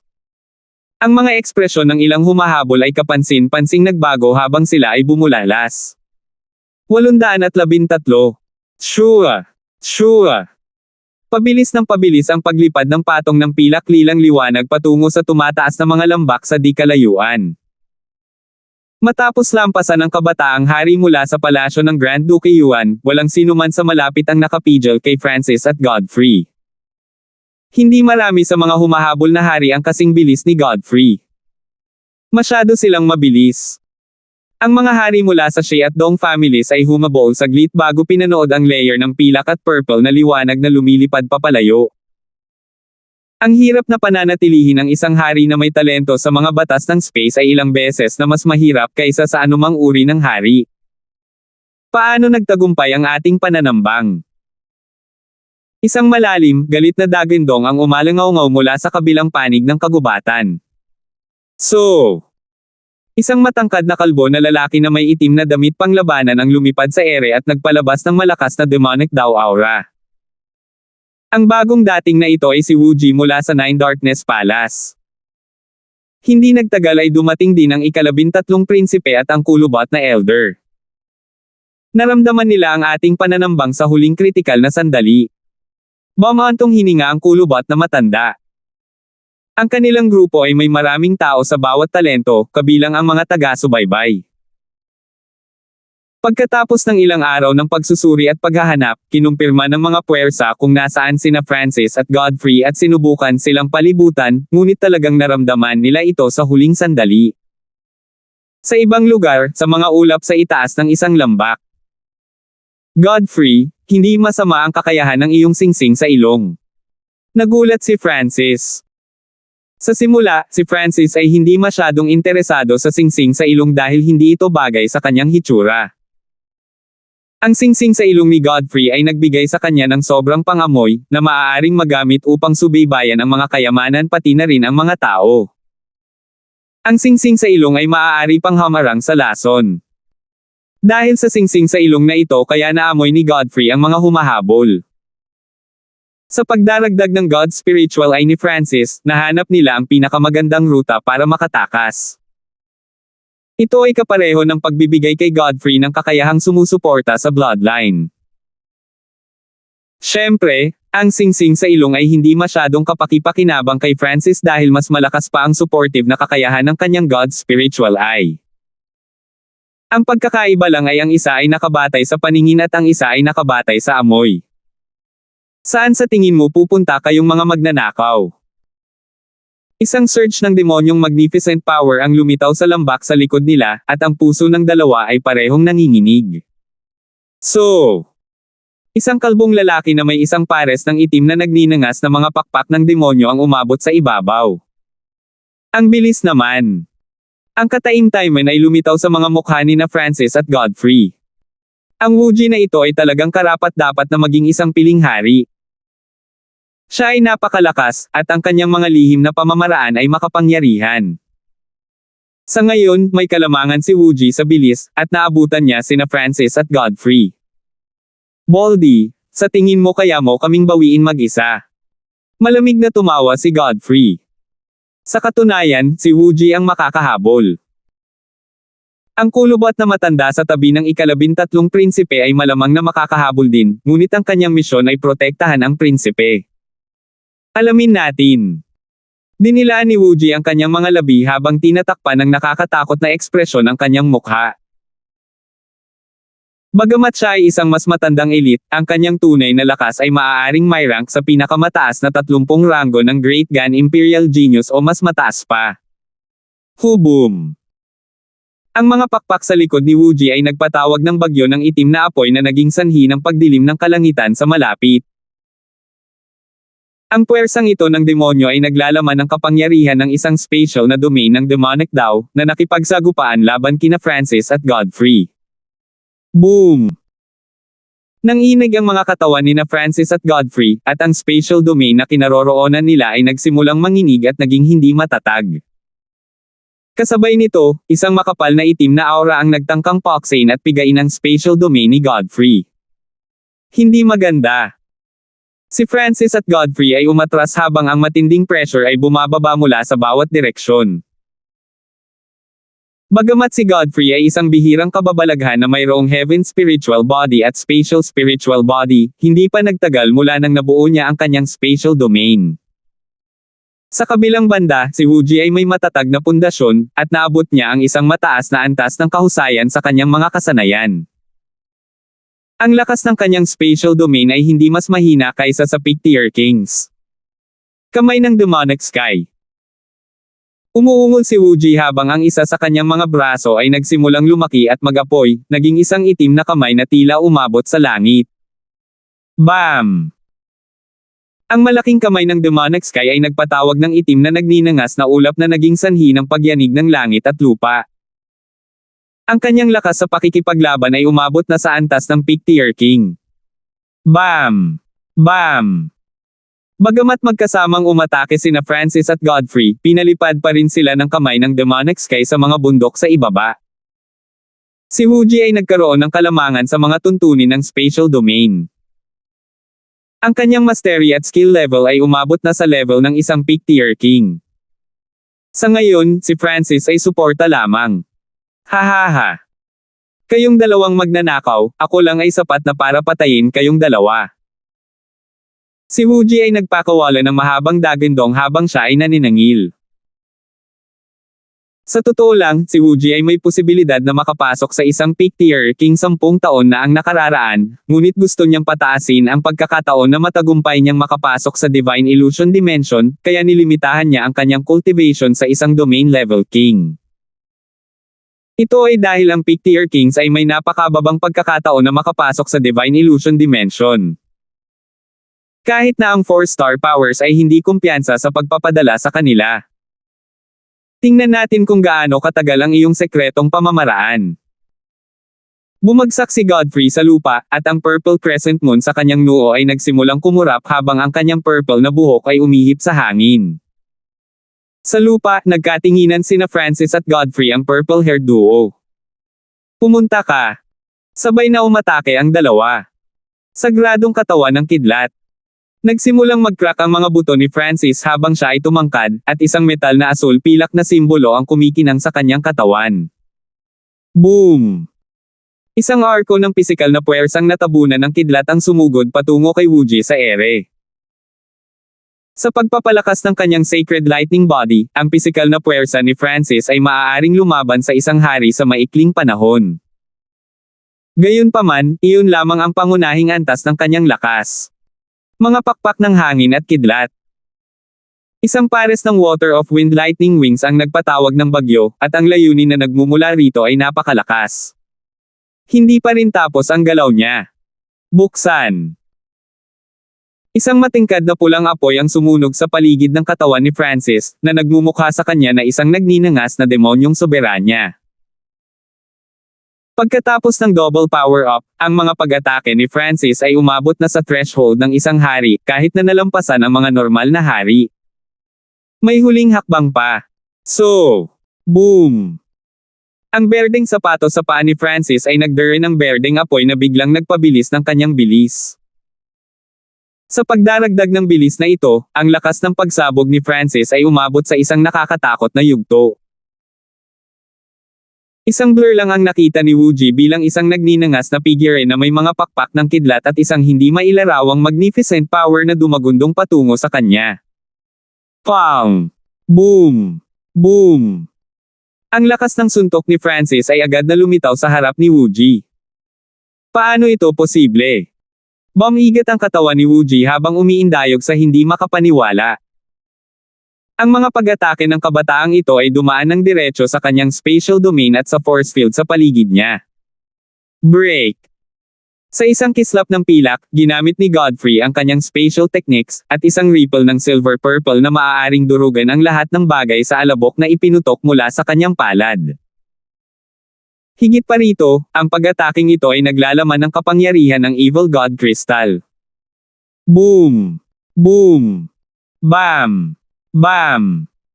Sa sandaling ito, hinarap ni Wuji ang galit na mga counter-attack ni na Francis at Godfrey. Demonic Sky Force Field. Si Wuji ay nakatayo ng buong pagmamalaki sa kalangitan habang ang hangin sa paligid niya ay nagsimulang umikot, at ang espasyo mismo ay tila gumuho. Ang malakas na force field na ito ay sinubukang i-absorb at i-redirect ang mga pag-atake. Kamay ng Demonic Sky. Ikinaway ni Wuji ang itim na kamay, at ang itim na naglalagablab na ulap ay dumurog kay Francis at Godfrey muli. Nanginig muli ang spatial domain ni Godfrey, at nagsimulang sumakit ang sacred body ni Francis sa pagdurog ng kamay. Hehe, Ano ang magagawa ng isang panandaliang pagsabog? Malamig na tumawa si Wooji. Nahulaan niya na si Francis ay malamang na isang muling nabuhay na hari o emperador.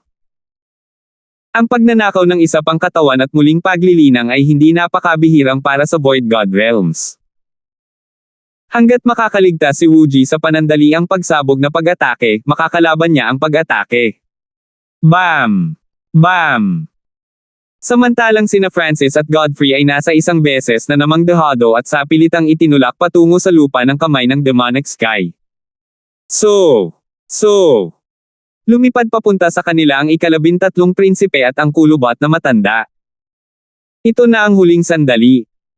Tingnan natin kung saan ka tatakbo. Lumitaw ang pagiging saplade sa mga mata ni Wooji. Hanggat dumating ang mga reinforcement, hindi makakatakas sina Francis at Godfrey. Ang huling suntok. Nagkatinginan sina Francis at Godfrey, pagkatapos ay sinugod si Wooji ng buong lakas. Nakakatawa. Lumitaw ang panunuya sa mukha ni Wooji. Ang sobrang laki ng pagkakaiba sa lakas ay hindi maaaring ma-bridge ng layunin o kasanayan lamang. Gayunpaman, biglang nanlamig ang katawan ni Wooji. Boom! Ang suntok ni Francis ay naglalaman ng hindi lamang pisikal na puwersa. May ilang uri ng bloodline na aura na lumikha ng kakaibang mental energy. Illusion Maze Domain. Ang mga pandaman ni Wooji ay agad na hamina ng husto, at bigla siyang nawala ng 40 hanggang 50% ng kontrol sa sarili niyang kapangyarihan. Boom! Boom! Boom! Ang matinding pag-atake ni na Francis at Godfrey ay dumaan sa mga bahid na biglang ibinunyag ni Wooji sa kanyang demonic sky force field. Wow! Dumura si Wooji ng isang subo ng dugo at pasuray-suray habang nagpupumiglas siya palabas ng Illusion Maze Domain. Bagamat kinuha ni Francis ang isa pang katawan at kailangan na muling mag-cultivate, hindi na niya kailangang muling i-master ang kanyang soul daw. Ngayon na ang kanyang lakas kaluluwa ay nakabawi na pabalik sa antas ng isang hari, ang lakas ng kanyang Illusion Maze Domain ay naglalaman na ng bahagi ng lakas nito noong siya ay nasa kanyang tuktok.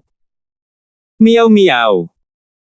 Bago pa makapag-react si Wooji, isang gintong figure ng dragon na 12-12 yarda ang haba ang bumalot sa kanya. Shit!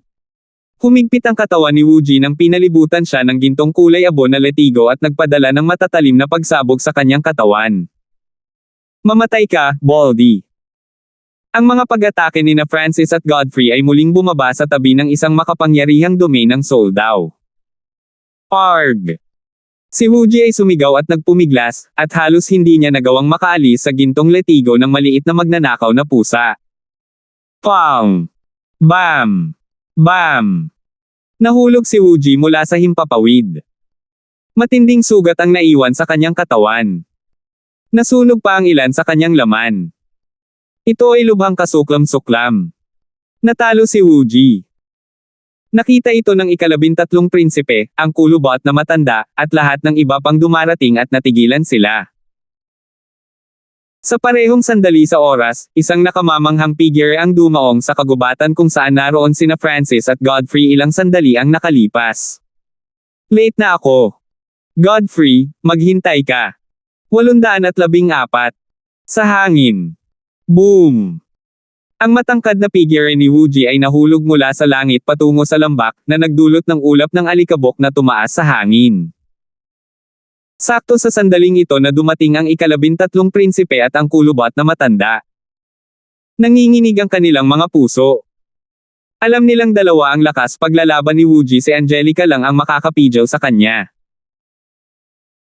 Masasabing halos walang kapantay si Wooji laban sa lahat ng mas mababa sa antas ng Emperor, at ang kanyang lakas sa pakikipaglaban ay hindi mas mahina kaysa sa ilan sa mga pinakasikat na peak-tier kings.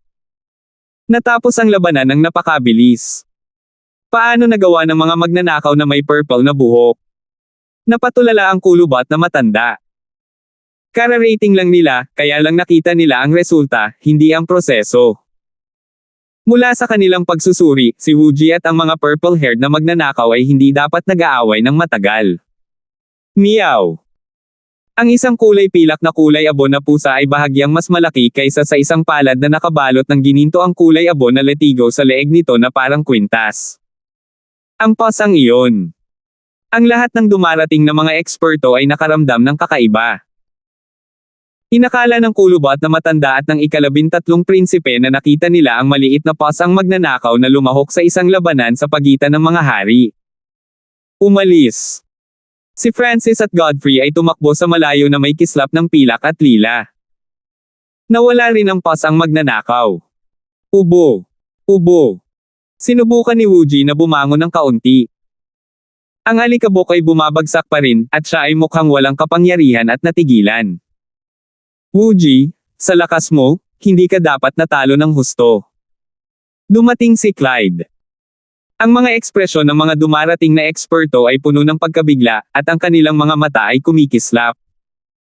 Sa kasalukuyang sitwasyon, walang nang ahas na habulin ang mga magnanakaw na kulay lila kahit ang bilis nilang gawin iyon. Minamaliit ko ang batang may kulay ubing buhok na iyon. Solemn na ang ekspresyon ni Wuji habang sinasabi niya sa kanila ang proseso. Hindi niya ibinunyag ang kanyang mga hula tungkol kay Francis. Nakontrol na ni Wuji ang laban sa simula, ngunit ang soul-daw domain ni Francis ay nabaligtad sa pinakahuling sandali. Dagdag pa sa kakayahan ng maliit na magnanakaw na pusa na masindak, si Wuji ay lubos na natalo. Kung mag-away silang muli, maaaring hindi pa rin manalo si Wuji, ngunit hindi siya matatalo ng ganito kalubha. Mukhang totoo ang sinabi ni Jane. Ang nakakatakot ay ang mas bata, sabi ng kulubot na matanda pagkatapos ng ilang pag-iisip. Alam ng batang hari mula sa palasyo at kumpanya ni Grand Duke Yuan kung gaano kaitikot si Wuji. Ang atensyon ng lahat ay naakit kay Godfrey, na dalubhasa sa mga batas ng kalawakan.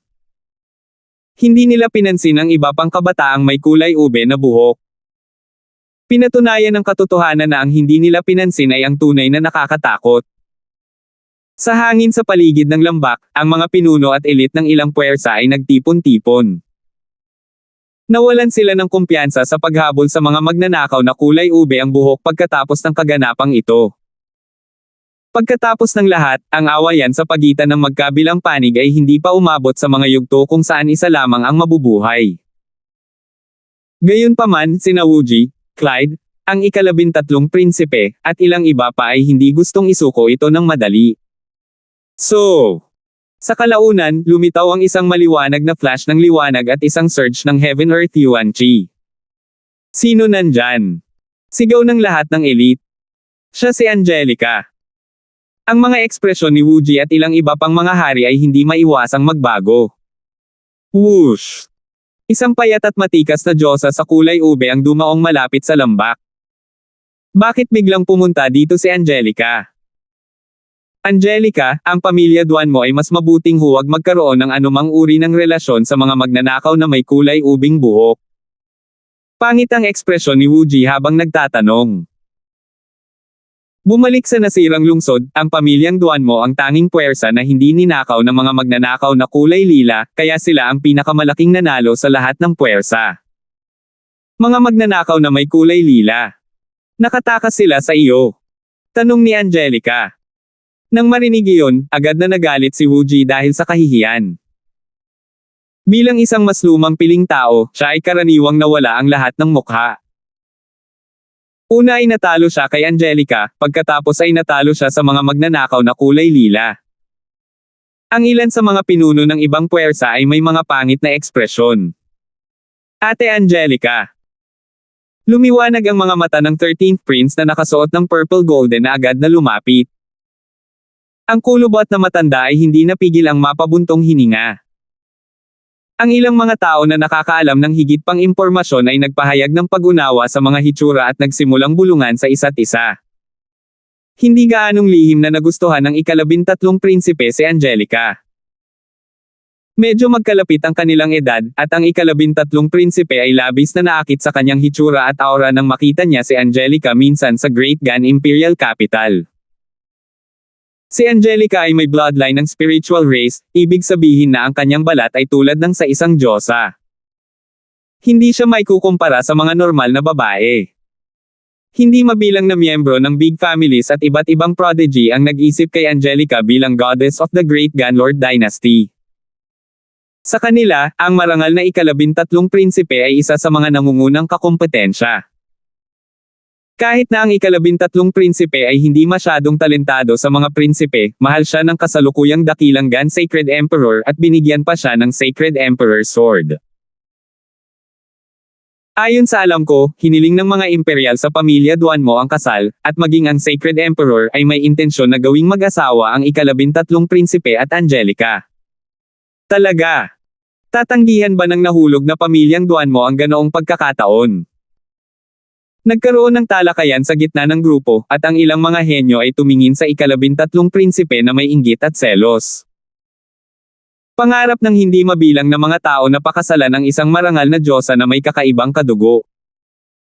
Gayunpaman, dahil sa mga pagkakaiba sa katayuan, ang mga normal na henyo ay walang pagkakataon.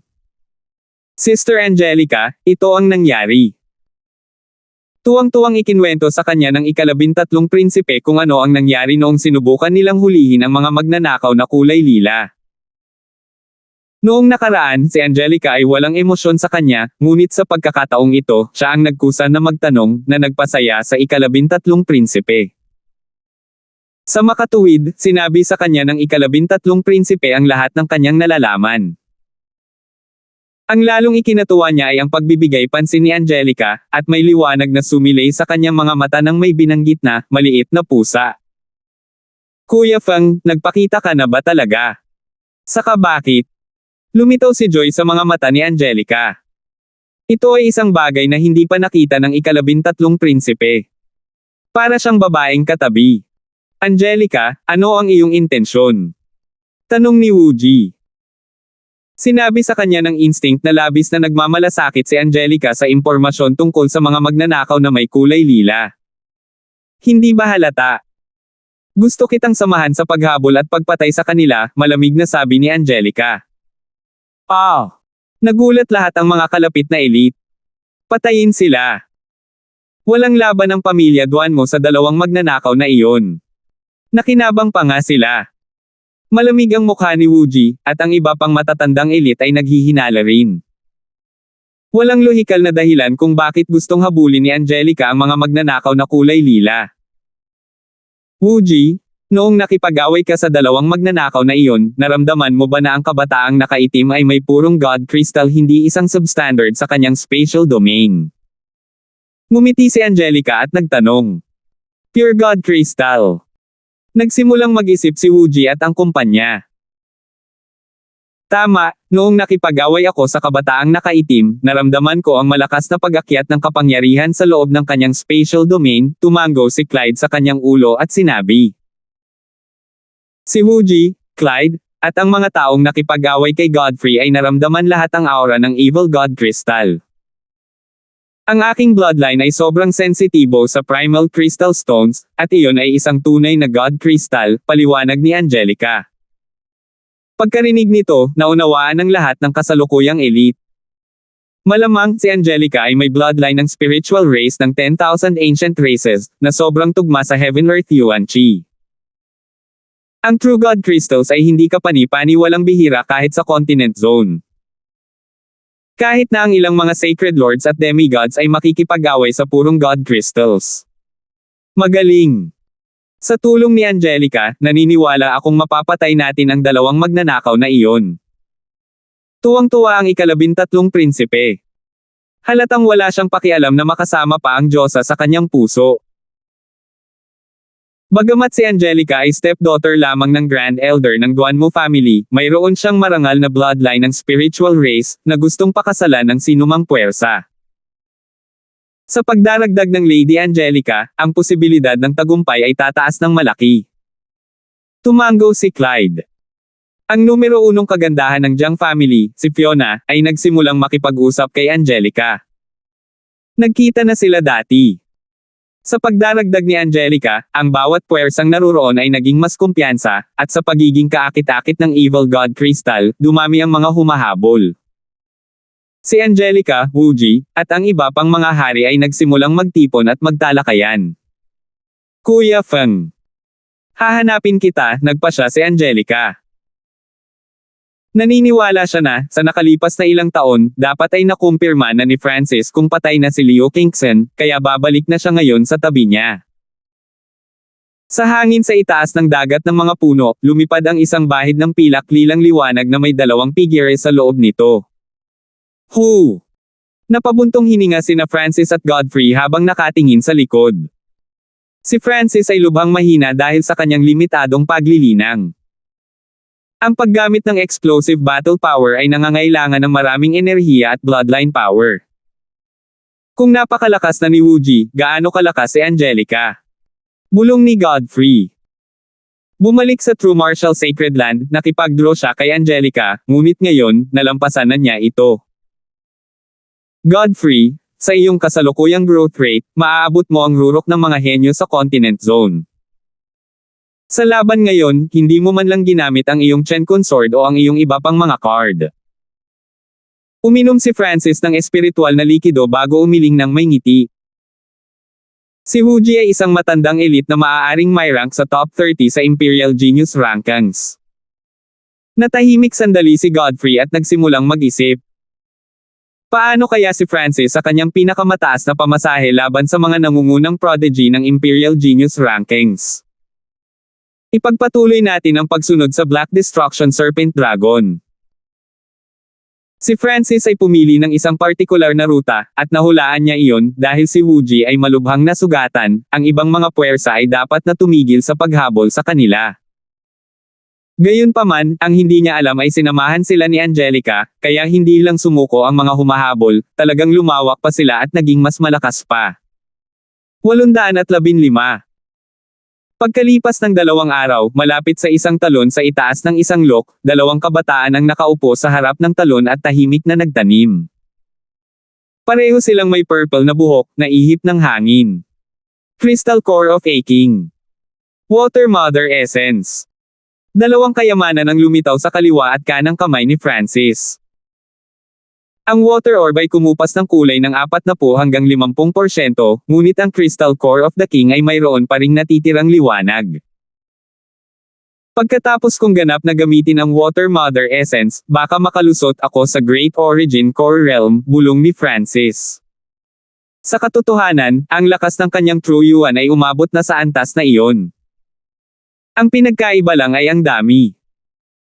Sa ngayon, ang lakas ng kanyang True Yuan ay talagang mas malakas pa kaysa sa normal na Great Origin Core Realms. Kasama ng kanyang makapangyarihang layunin, napakataas ng kanyang lakas labanan, hindi lang siya makakalaban ng napakatagal. Makalipas ang kalahating araw. Halos magkasabay na binuksan ni Francis at Godfrey ang kanilang mga mata. Bahagyang umikot ang singsing sa ilong ni Godfrey at ang kaliwang mata ni Francis ay dumilat sa malayo. Yung mga taong hindi pa rin sumusuko. Malungkot ang ekspresyon ni Francis at pangit din ang ekspresyon ni Godfrey.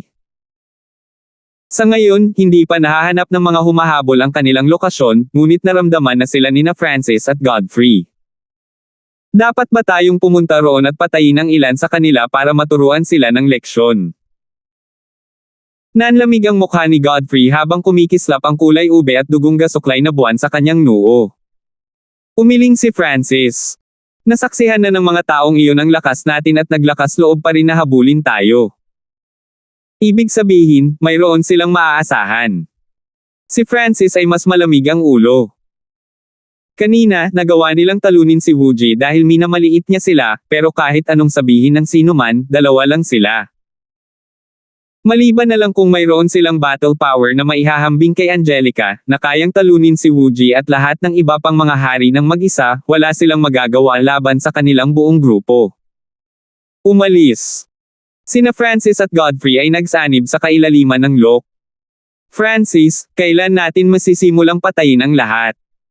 Hindi maiwasang magtanong ni Godfrey. Kahit na pinahintulutan siya ng Evil God Crystal na maging mas malakas, naapektuhan nito ang kanyang isip. Kapag ang aking Sacred Lightning Body ay umabot sa 5th level at nakuha ko ang 50% ng aking Emperor Intent. Sa oras na iyon, ang mga humahabol na ito ay magiging isang grupo ng mga langgam.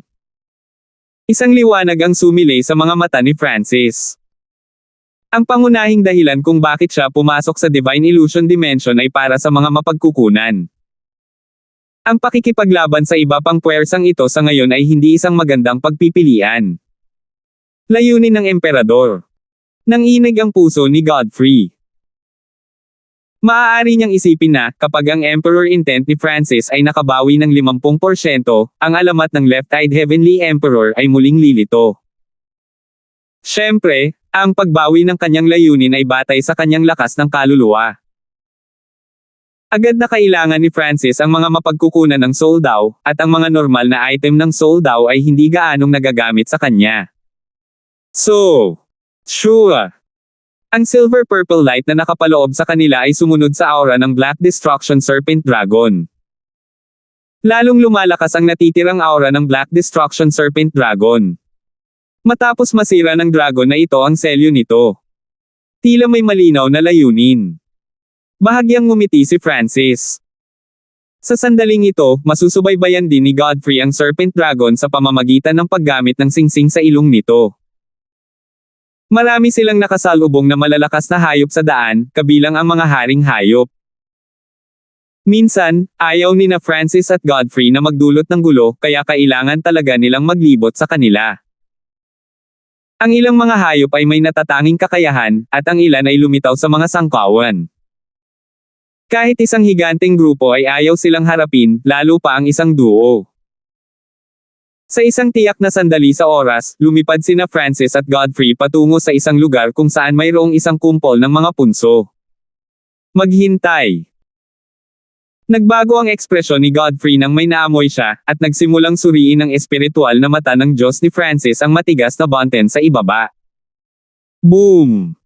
Isang malakas na surge of gravity ang lumitaw, at kumulo ang kanilang dugo.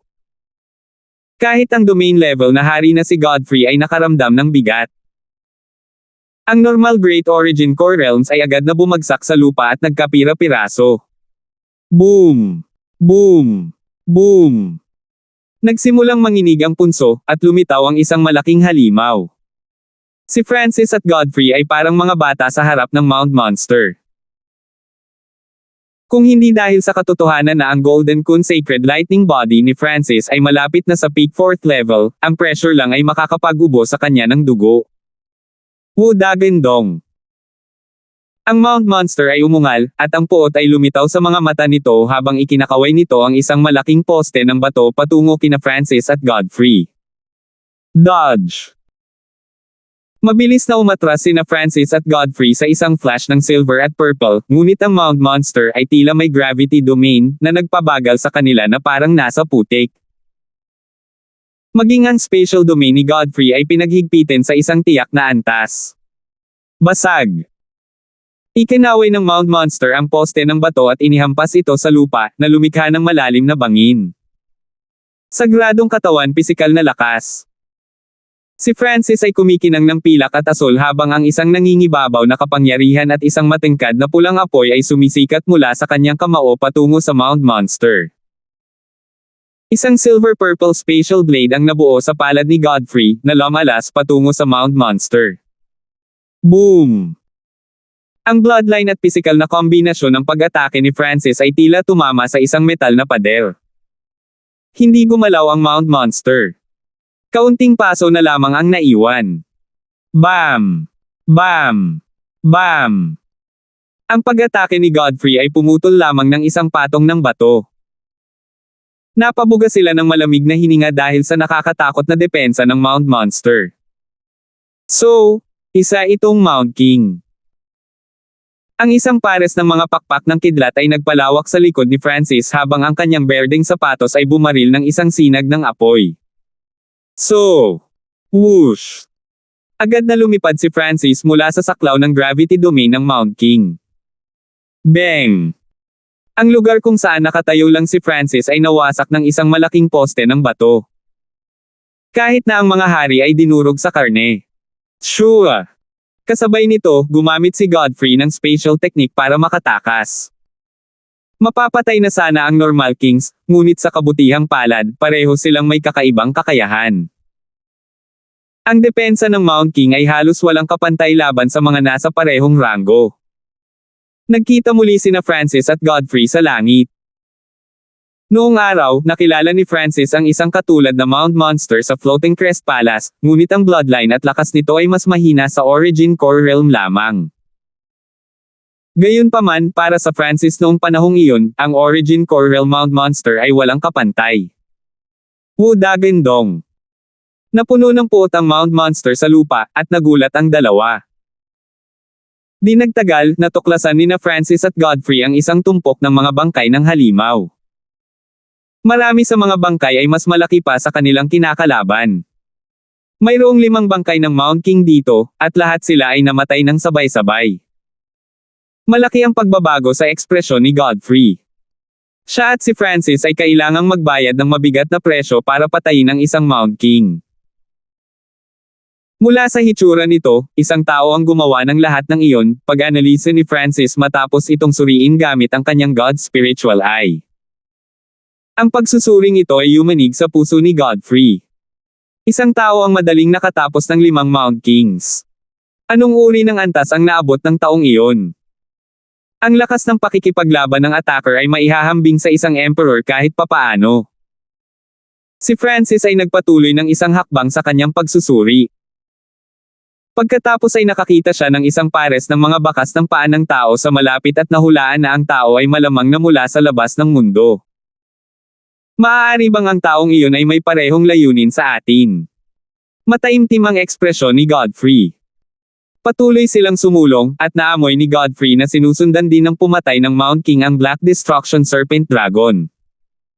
Gayunpaman, iyon ay inaasahan. Ang isang tao na ang lakas sa pakikipaglaban ay maihahambing sa isang emperador ay halatang napakatapang at sanay. So, whoosh! Nagpatuloy sila sa pagsulong ng hindi sumusuko sa paghabol sa Black Destruction Serpent Dragon. Sa sandaling ito, isang maliwanag na kidlat na sword light ang bumaril mula sa kabilang panig ng mga punso.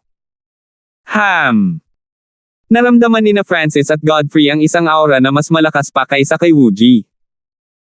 Ang cultivation ng taong ito ay malapit sa peak tier king level. Kayong mga tao, umalis kayo dali.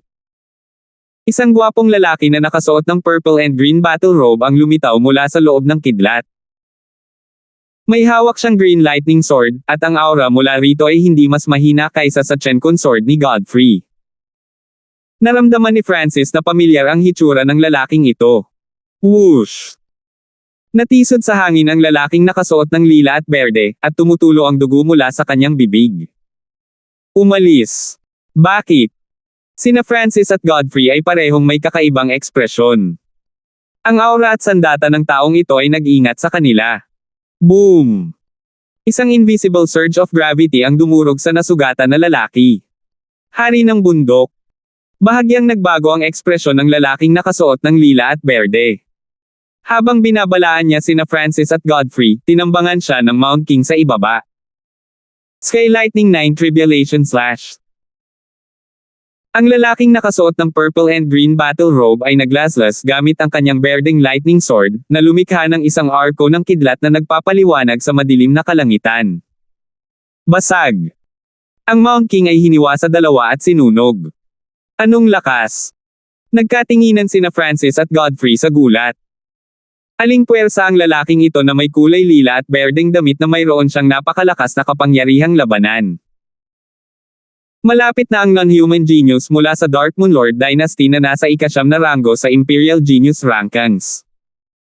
Dapat mabilis kayong tumakas para hindi kayo madala dito. Pinunasan ng lalaking nakasuot ng lila at berde ang dugo sa kanyang bibig, pagkatapos ay naging isang arko ng kidlat na tumalsik sa hangin. Ika-9 sa ranggo ng Imperial Genius. Jack! Natitiyak nina Francis at Godfrey na hinahabol ang lalaking nakasuot ng lila at berde, at ang direksyon na kanyang tinatahak ay ang kabaligtaran ng direksyon kung saan patungo ang Black Destruction Serpent Dragon. Sa sandaling ito, nagsimulang bumagsak ang asul na ulan mula sa langit habang ang kidlat ay humahampas sa kalangitan. Hahaha! Ika-9 na prinsipe, tingnan natin kung saan ka tatakbo. Isang matangkad na lalaking hindi tao na may asul na kaliskis ang makikita sa ulan. Arg! Umalangaw-ngaw ang mga hiyawan mula sa lahat ng mga imperial na nasa loob pa rin ng ulan. Ang ilang mga elite ay nagsimulang mag-freeze sa ilalim ng ulan at pagkatapos ay bumagsak sa isang puddle ng malamig na likido. Salamat po at sinamahan ninyo ako, ingat lagi mga master.